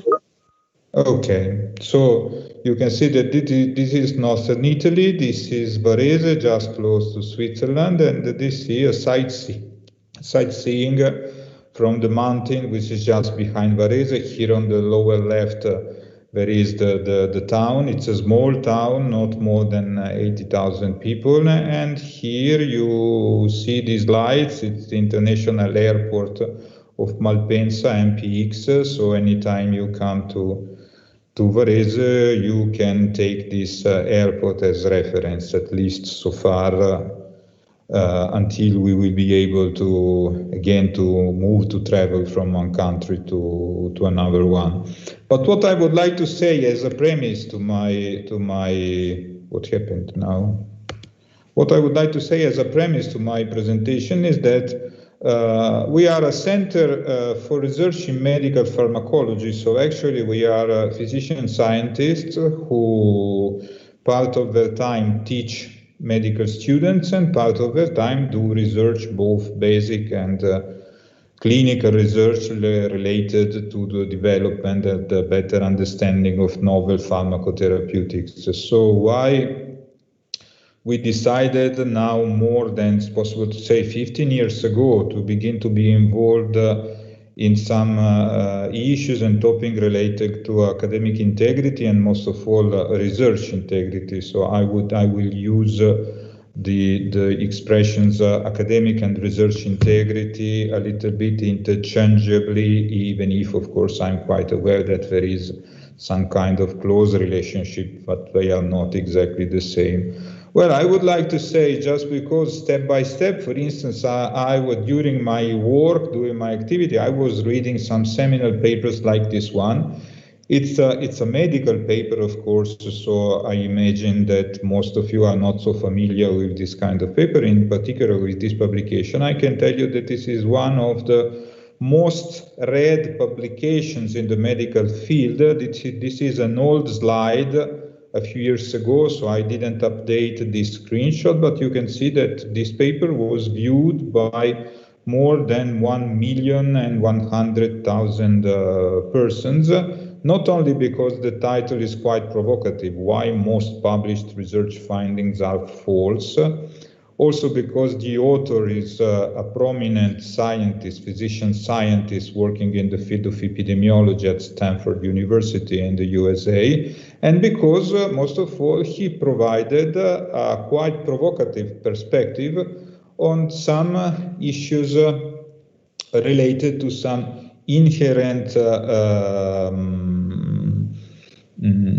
criticism, weakness of science and research, and indirectly also about teaching in the biomedical field. I would like to say that I decided that it was a very interesting topic just because I was reading some of these pieces of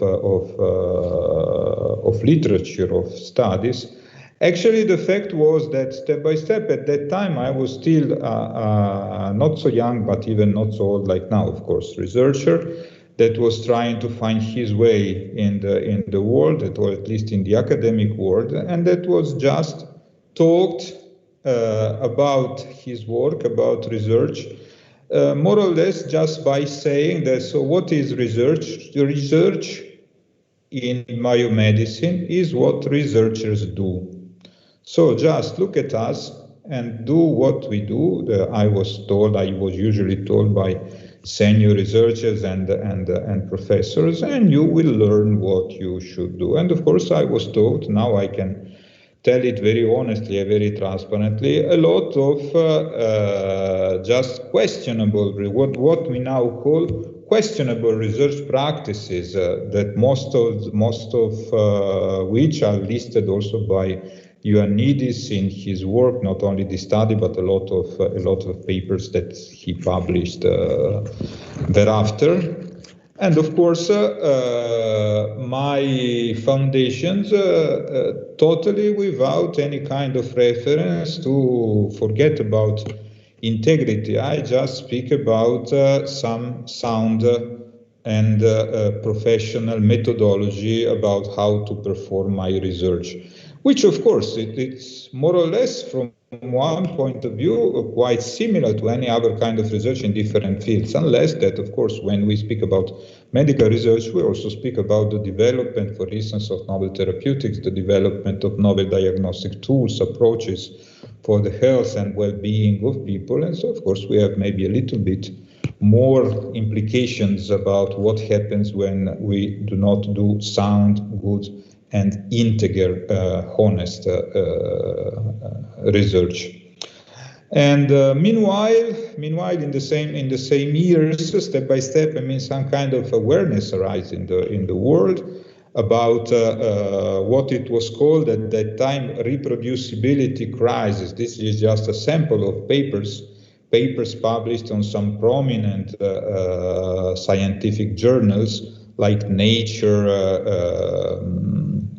or other important papers, at least important for the medical field, in which I will not go, of course, in detail. This is just material that sometimes I use for my seminars for medical students and doctoral students.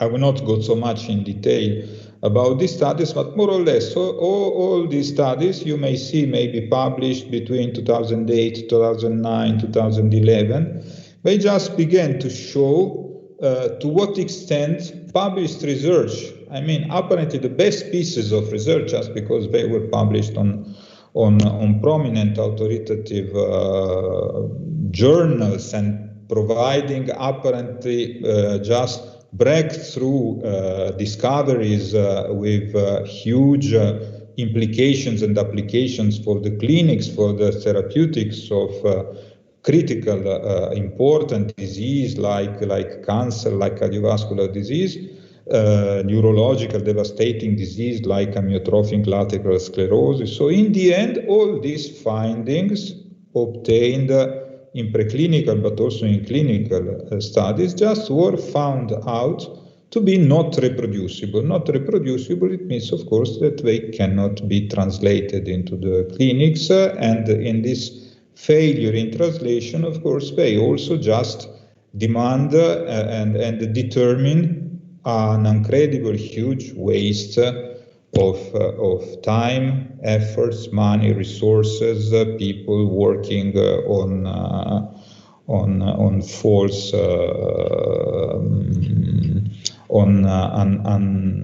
unsustainable projects and something like this. So a lot of very difficult, a lot of critical situations, and this. It was called the reproducibility crisis. So meanwhile, during those years, together with my colleagues and collaborators, we understood that maybe we should be worried in some way about some topics related to research integrity and misconduct, which of course has to do also in general with academic integrity in the sense of the development of a fair relationship with colleagues, the development of an environment in which it would be possible to work properly, to teach and to do research in a proper, appropriate, honest, transparent, reproducible, accountable way. And we began just to think that maybe we should get some foundation on this topic. Okay.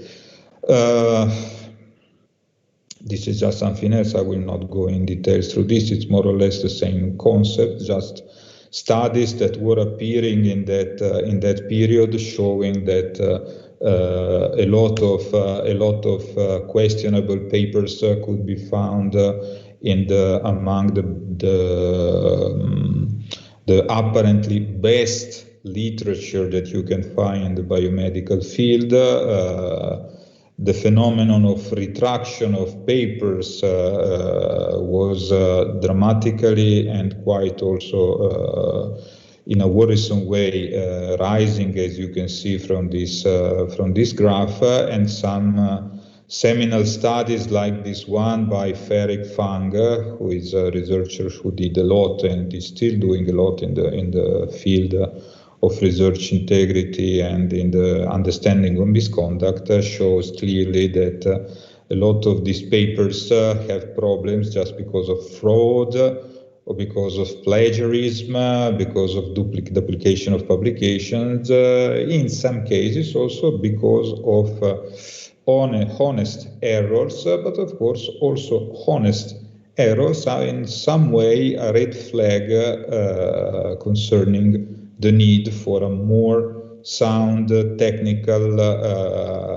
formal and solid training of researcher, which is exactly, for instance, what in my personal experience I never received, and I think that more or less my experience can be quite easily generalized to the situation of the whole Italian university and research at that time and possibly even now.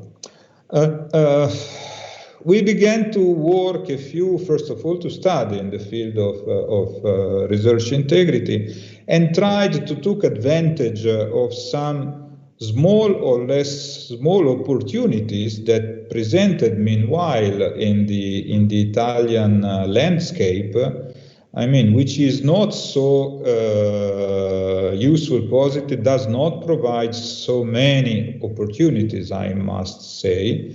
But we took the opportunity which was represented more than 10 years ago by a very large, big, I would like to say historical in some way, reformation of the whole academic system in Italy, which, by the way, I would like to say that it resulted in many damages than benefits to the whole university system in Italy. So, as we say in Italy, the glass was nearly totally empty. I would say usually we say it's half full and half empty. So in this case, it was nearly totally empty. But we try to find some positive opportunities in this reformation. One of these opportunities was represented by the provision which was introduced as a norm by this new law, and which required all the universities to write down their individual ethics code. Unfortunately, this is only in Italian. It's the previous version of our ethics code. It was published, as you can see here, in 2012. It was a very simple, possible to say also maybe a few naive text, just maybe 10 pages, no more, just with some general and very simple principles. But from our point of view, it was the opportunity. We were involved in the working group which developed this text. And we strived very much to introduce in the text this paragraph, Article 10, which was and which remained for several years, maybe the first and nearly the only example in all Italy of an ethics code, which was already speaking about scientific scientific integrity and ethics in research. Just introducing some concepts that, with my surprise, were completely stranger to most of colleagues. Just forget about students or young researchers. Some concepts about plagiarism, about fabrication or falsification of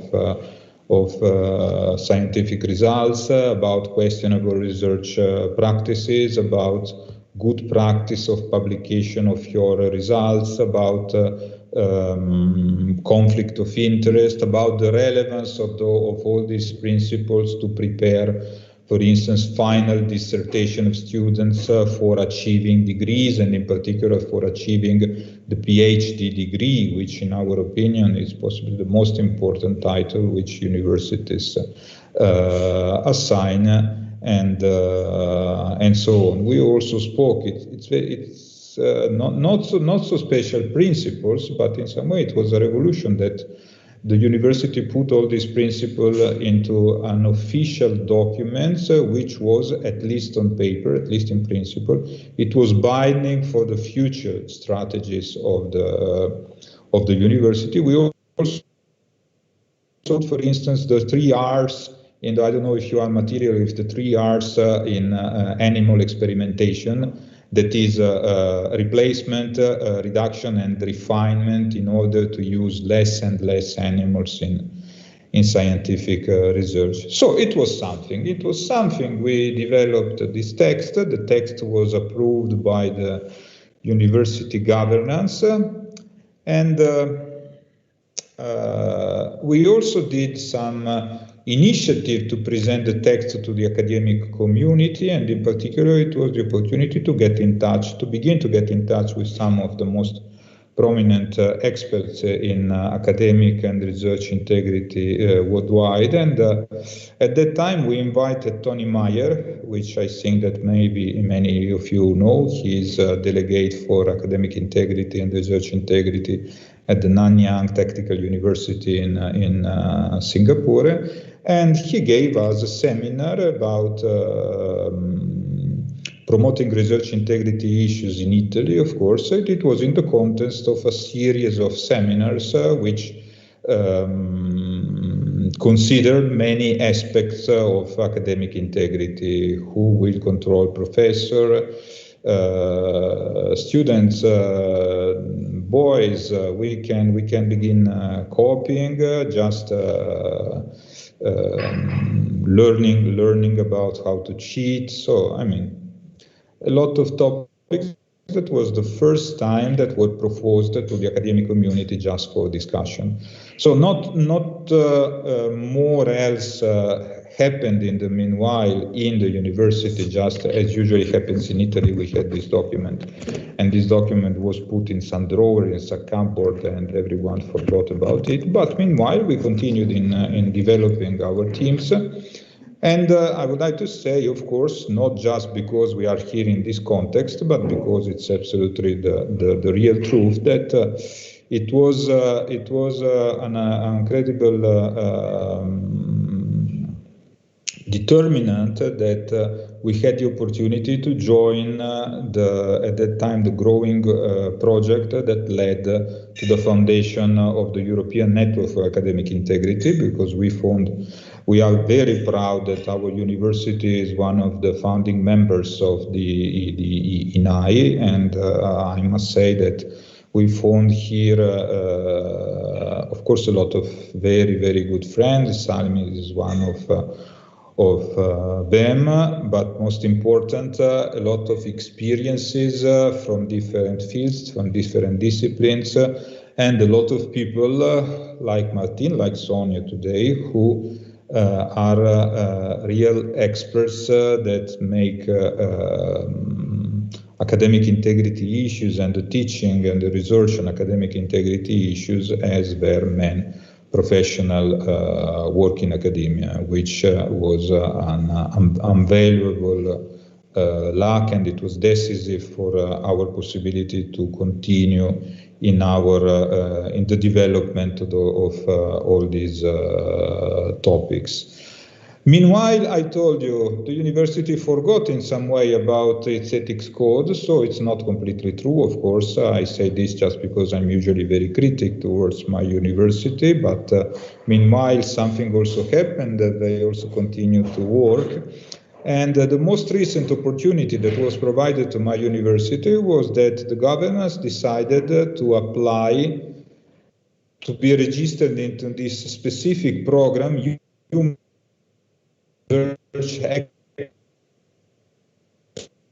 Research, which is a program promoted by the Council of Europe, and which is focused on the need to establish a favorable environment, in particular for young researchers, that they will be able to develop a good and effective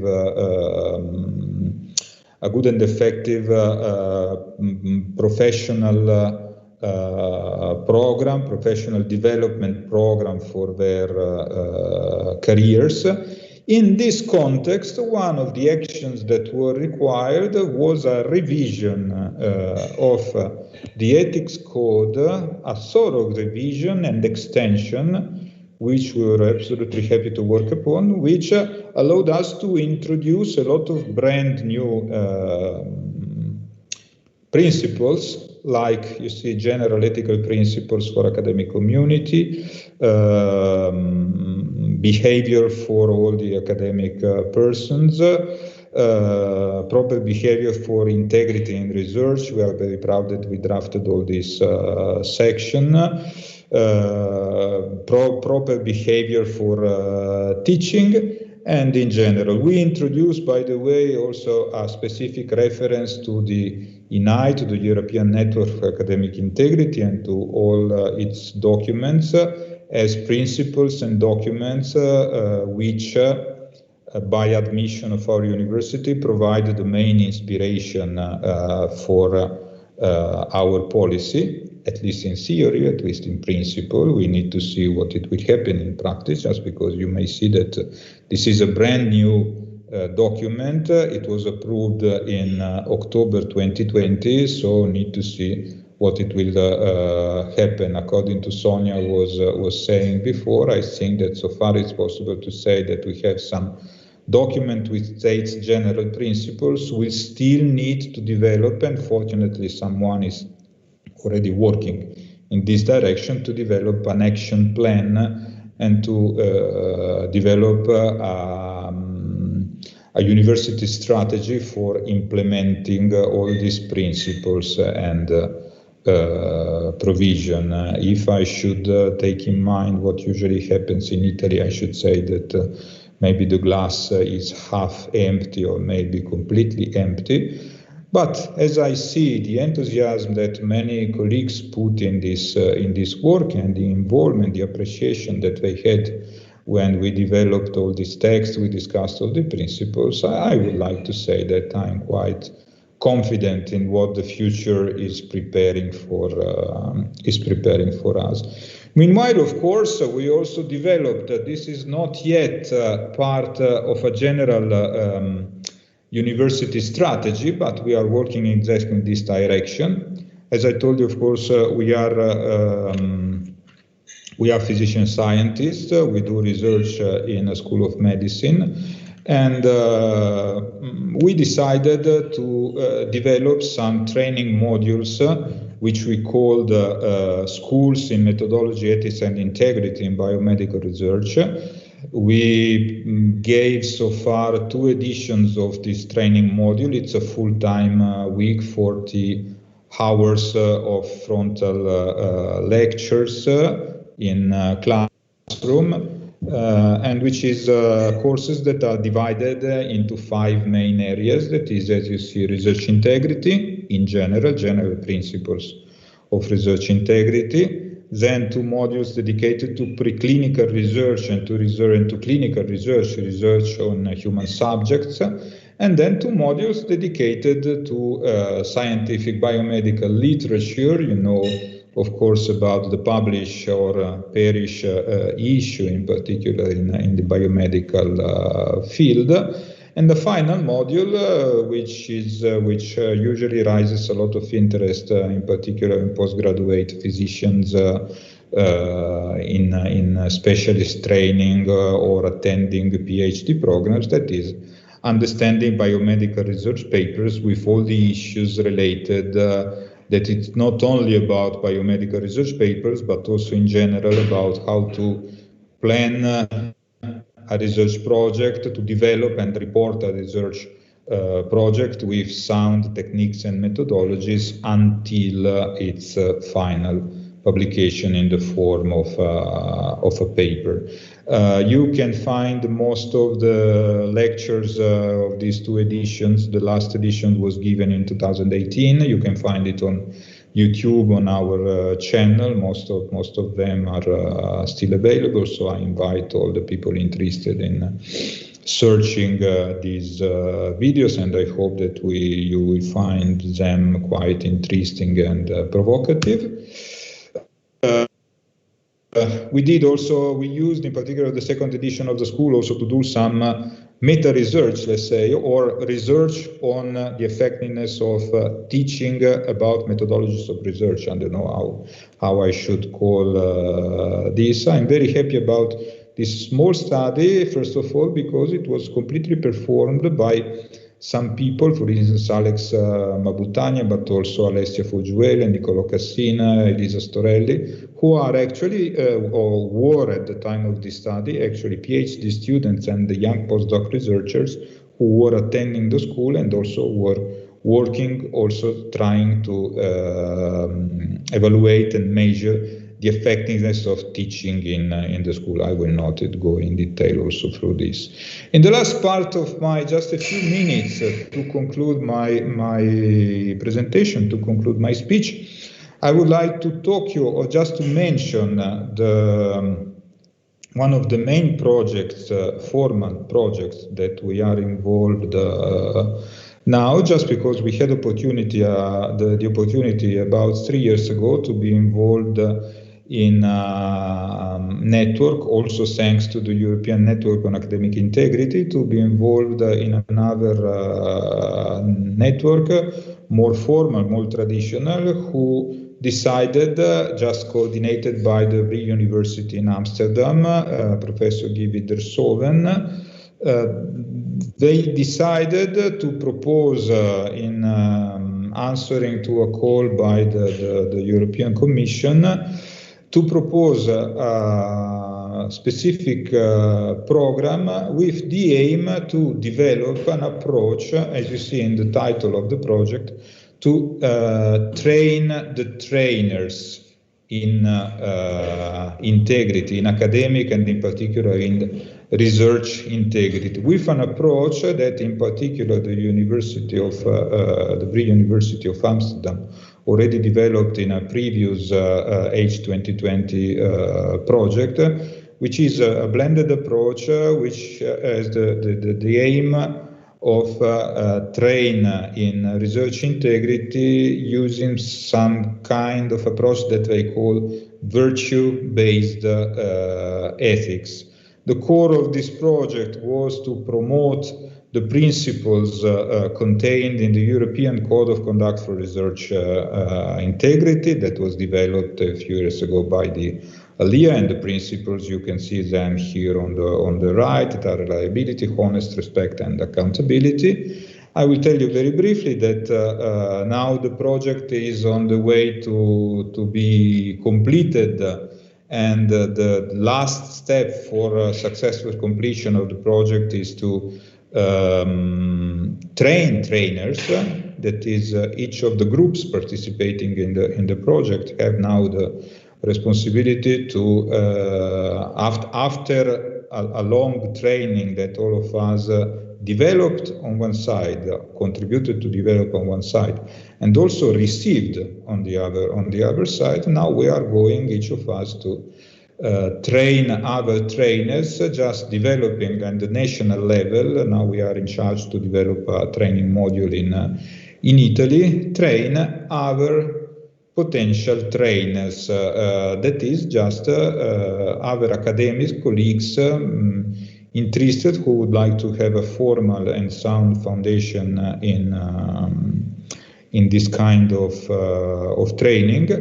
The training is the training modules, techniques, approaches, and exercises are completely described in the website of the Embassy of Good Science, which was the same developed in a previous H2020 project.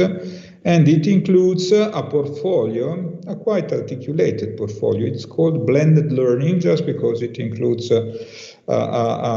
blended activities that students will do by themselves, like, for instance, online courses that,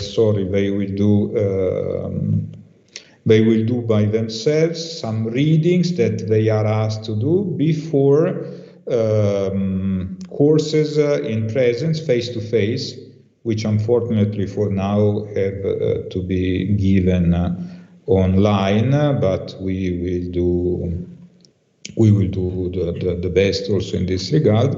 And exercises include several specific exercises which are aimed at promoting the understanding, the full understanding, and also the ability to understand and apply the virtues, the main principles at the basis of academic and research integrity. I will not go in detail through all these exercises. They are described in detail on the website of the Embassy of Good Science. For instance, debate and dialogue exercise, which has as its main aim to make people understanding the difference in attitudes and techniques between what it can be defined as debate and what it can be defined as dialogue, as a meaning to find solutions to controversies which very often can arise in science, research, and in general in the academic context.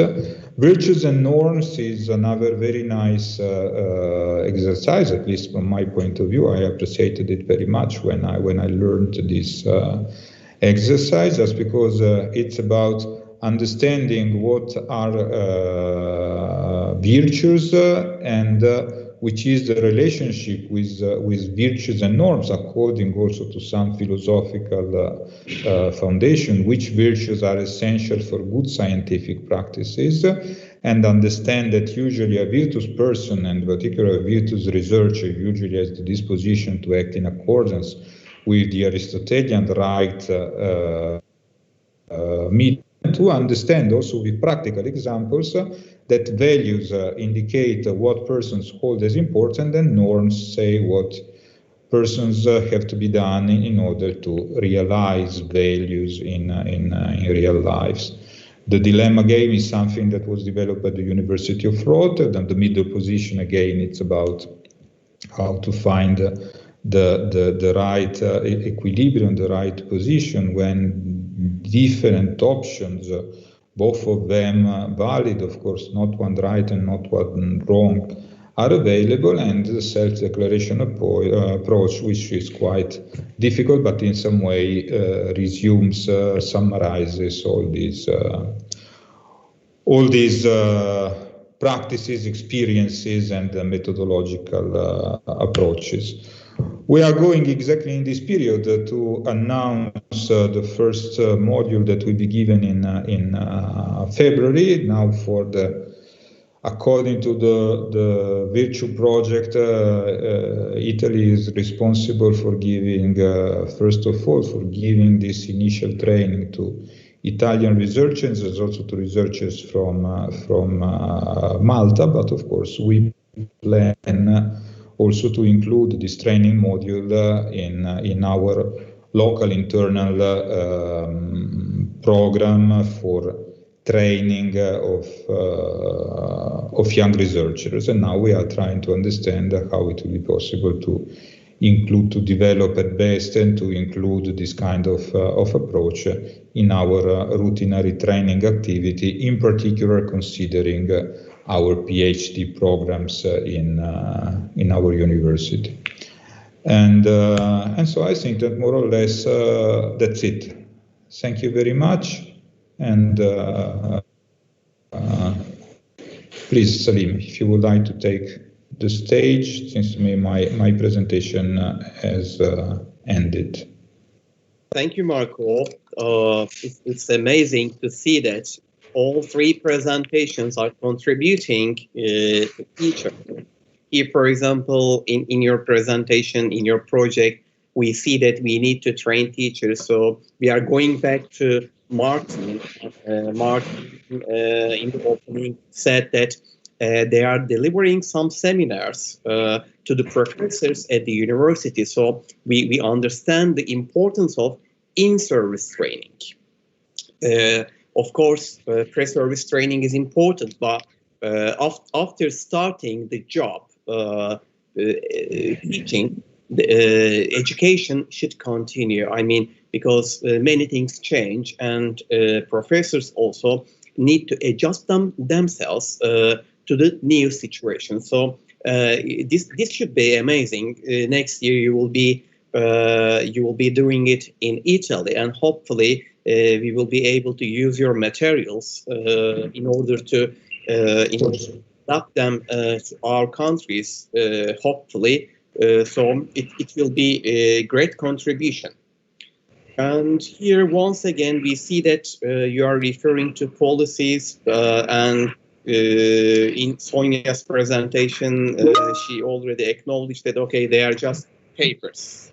So if you are not talking about approaches, you mentioned action plan, if we are not talking about well-developed approaches, and again, they will not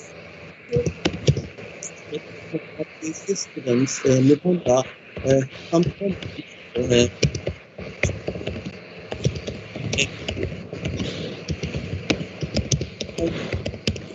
be good to discriminate errors from mistakes. I mean, if we are talking about learners, for example, let's talk about patch writing. For some, patch writing could be considered as the initial step of developing academic writing skills. However, if it becomes habitual, I mean, if this mistake becomes systematic repetition, then it will turn into error.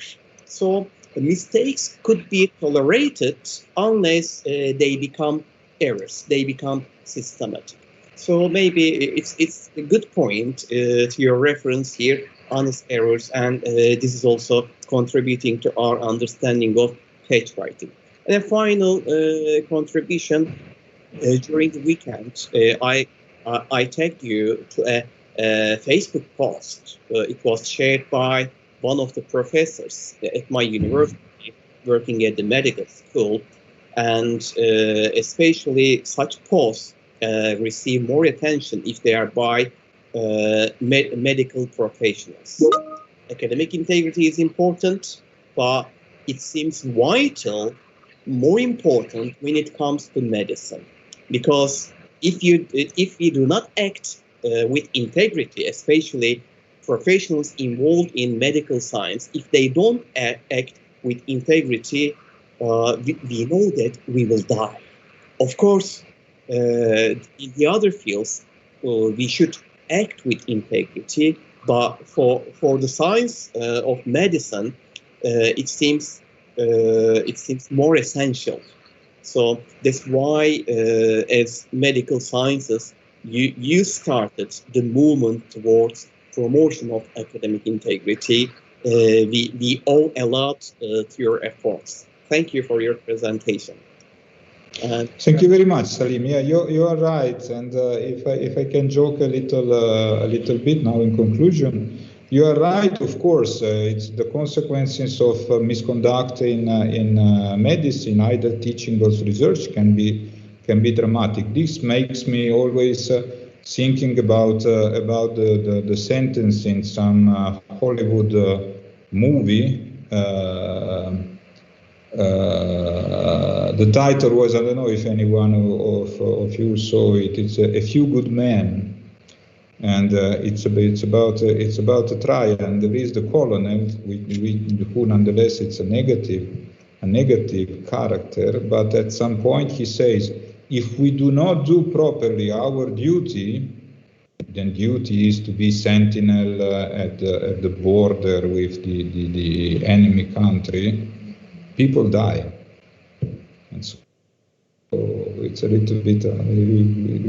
We always had the possibility to use this in some way dramatic and quite effective consideration, of course. But that's true. There is a lot of cases of misconduct in medical research, which shows that it can have dramatic consequences. I absolutely don't want to do any reference to the present situation, but every day I'm thinking that in future I will have a lot of case studies to be used in training courses. That's fine. If we check Retraction Watch, we will already see that there are more than 50 papers retracted related to pandemic, for example. So it means that they were Retraction Watch is a great source throughout the process. So that's why it is essential to act with integrity. Thank you once again. And any other contributions? I'm sorry, I lost my contact to YouTube, my YouTube account. So if there are any questions, any contributions from YouTube audience, I'm sorry, I cannot see them. I'm asking Özgür Çelik, our YouTube moderator, if there are any questions from YouTube, could you please type them in the chat box here on Teams, so that we don't miss anything there. Okay, then meanwhile, if we have any other contributions from other guests or from our PhD students, you are more than welcome. Hatice. Hocam, thanks again for everyone for their great contributions. We were chatting with my friends, classmates in this course today that we are the very privileged for people who are receiving this formal training on academic integrity for the first time in Turkey, I think. So I think we are privileged, okay, that's Kubilay Hocam's words. But also that comes with some certain responsibilities, I believe. So I wanted to ask all of you about this. But I also want to add that we are like the weakest links at our universities, not professors, just instructors. So we really do not have a certain power on the institutional policies. But I wanted to ask at that point, what we can do, what responsibilities do we have? Hatice, if you like, before I leave the word to our guests, I'd like to contribute a bit to your comment. Okay, you are privileged. Not only in Turkey, I believe globally you are privileged. You are making advantage of pandemic. Okay, this is the first time we are doing this course in Turkey, and I am inviting important people, really important people, to be with you, to be with us here. Nobody is paying extra to me, and we are not paying anything to these people who are devoting their times here. So, as you say, it's more than 2 hours, and we are still here. These 3 nice people are still with us, and we are paying nothing. So why are they here? We need to question this. Or I need to question, I have 4 PhD students. This is a new course. They had no idea about the content of the course, and they are taking this course. Why these 4 students are taking this course? We need to question this, because we are responsible people. We feel responsible in order to change something. So that would be my answer, and I'd like to leave it to our guest, please. What would you say? May I add a comment, Salim? I completely agree. I would like to say a lot of things, but of course, just also for the sake of time, I will do just a couple of considerations. So first of all, the issue of who should be trained and how it would be possible to become a trainer, and the issue of it should be people that thereafter could have any kind of influence in the internal policies of an institution. It was widely and extensively discussed. You can imagine how it might be controversial, but in the end it was decided that anyone who is interested should in principle be allowed to receive this or other kinds of training, because of course this is not just best one, it's just in general one of many opportunities to get a high level training on the topics of integrity. And the other issues is that the other comment that I would like to add is that I decided to show just very briefly what it was my personal story about how I began to be involved in integrity topics and integrity issues in my university, just also to say, and now I will be more explicit, that I never had the possibility to truly influence in some way what is going on in my university. As I told you, I contributed to write the first version of the Code of Ethics of my university.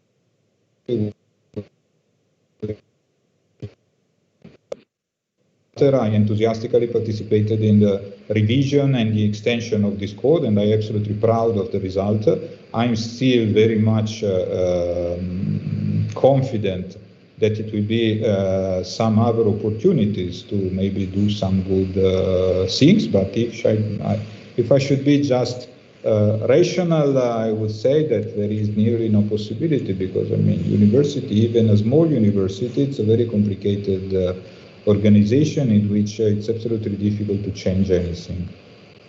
But, nevertheless, we should do what we think. As Salim righteously, absolutely, I totally agree with him, pointed out, we need to do what we think according to our responsibility, according to our values and principles. We need to do what we feel is good. And thereafter, of course, it will happen what it will be possible to happen. But we did, at that time, in that place, what we were thinking it would be good. And maybe just, I would like to add also just this last point that more or less it was present, it seems to me, also in the presentation, or in the very nice presentations by the colleagues who were before me. That is, in some way, it's very, very important at any level, the role model that each of us plays. People look at us about what we do, and maybe it's not only and not most of all about what we teach to others, but what we show to others with our behaviors, and even in very small, very simple situations in daily life. So. That's right, Marco. If you're a smoking parent, you cannot ask your children not to smoke, because they will be modeling you, I guess. So I see Sonja? Yeah, well, I get that question quite a lot when I teach PhD students, and even when I teach in teacher training early career researchers. And what I tell them is, you are the future. Basically, yes, we might have some old professors that are not really behaving in their best way, trying to force themselves as co-authors on papers where they really shouldn't be co-authors and stuff like that. There are misbehavior in the academia, but you are the future. And I believe strongly in education, and taking this course, you will be able to change. I hope we are going to get this cultural shift, because we have, as academia, problems that the system is working against us because of the publish and perish situation. It's very tempting to try to get more publications in ways that are not really proper, by not using a good research practice, but the opposite. But I think that we need a cultural change and focus on the quality, and to engage young researchers, and making this cultural shift, focus on the quality and not on the quantity, and trying to work against it. So I'm still idealistic and optimistic. That's why we are here. We are all optimistic about it. So we believe that we have the power. If we come together, we have the power to change something. Martine, would you have concluding remarks, please? Yeah, I don't have much to add. I think Sonja summarized it perfectly. PhD students for me are the future. They're the ones that are going to be the future researchers, the future professors, and as such, they have all the power. Because for me, I'm on my way out very soon. So I'm very optimistic when I see this type of course, because I was never taught anything about academic integrity or scientific integrity when I did my PhD. And I think this is a wonderful opportunity for you to learn about it right away before you even start your career. So that is the power that you hold in your hands. Right. Thank you. So in this session, we mainly focus on teacher training and professional training. So we had quite good ideas, and probably the question is, who is responsible for this training? So my work to my students is as the students of academic integrity policy course. you are responsible, at least at your own institutions, to do something, to change something, to promote academic integrity. So at least at your own institution, you are responsible to promote it.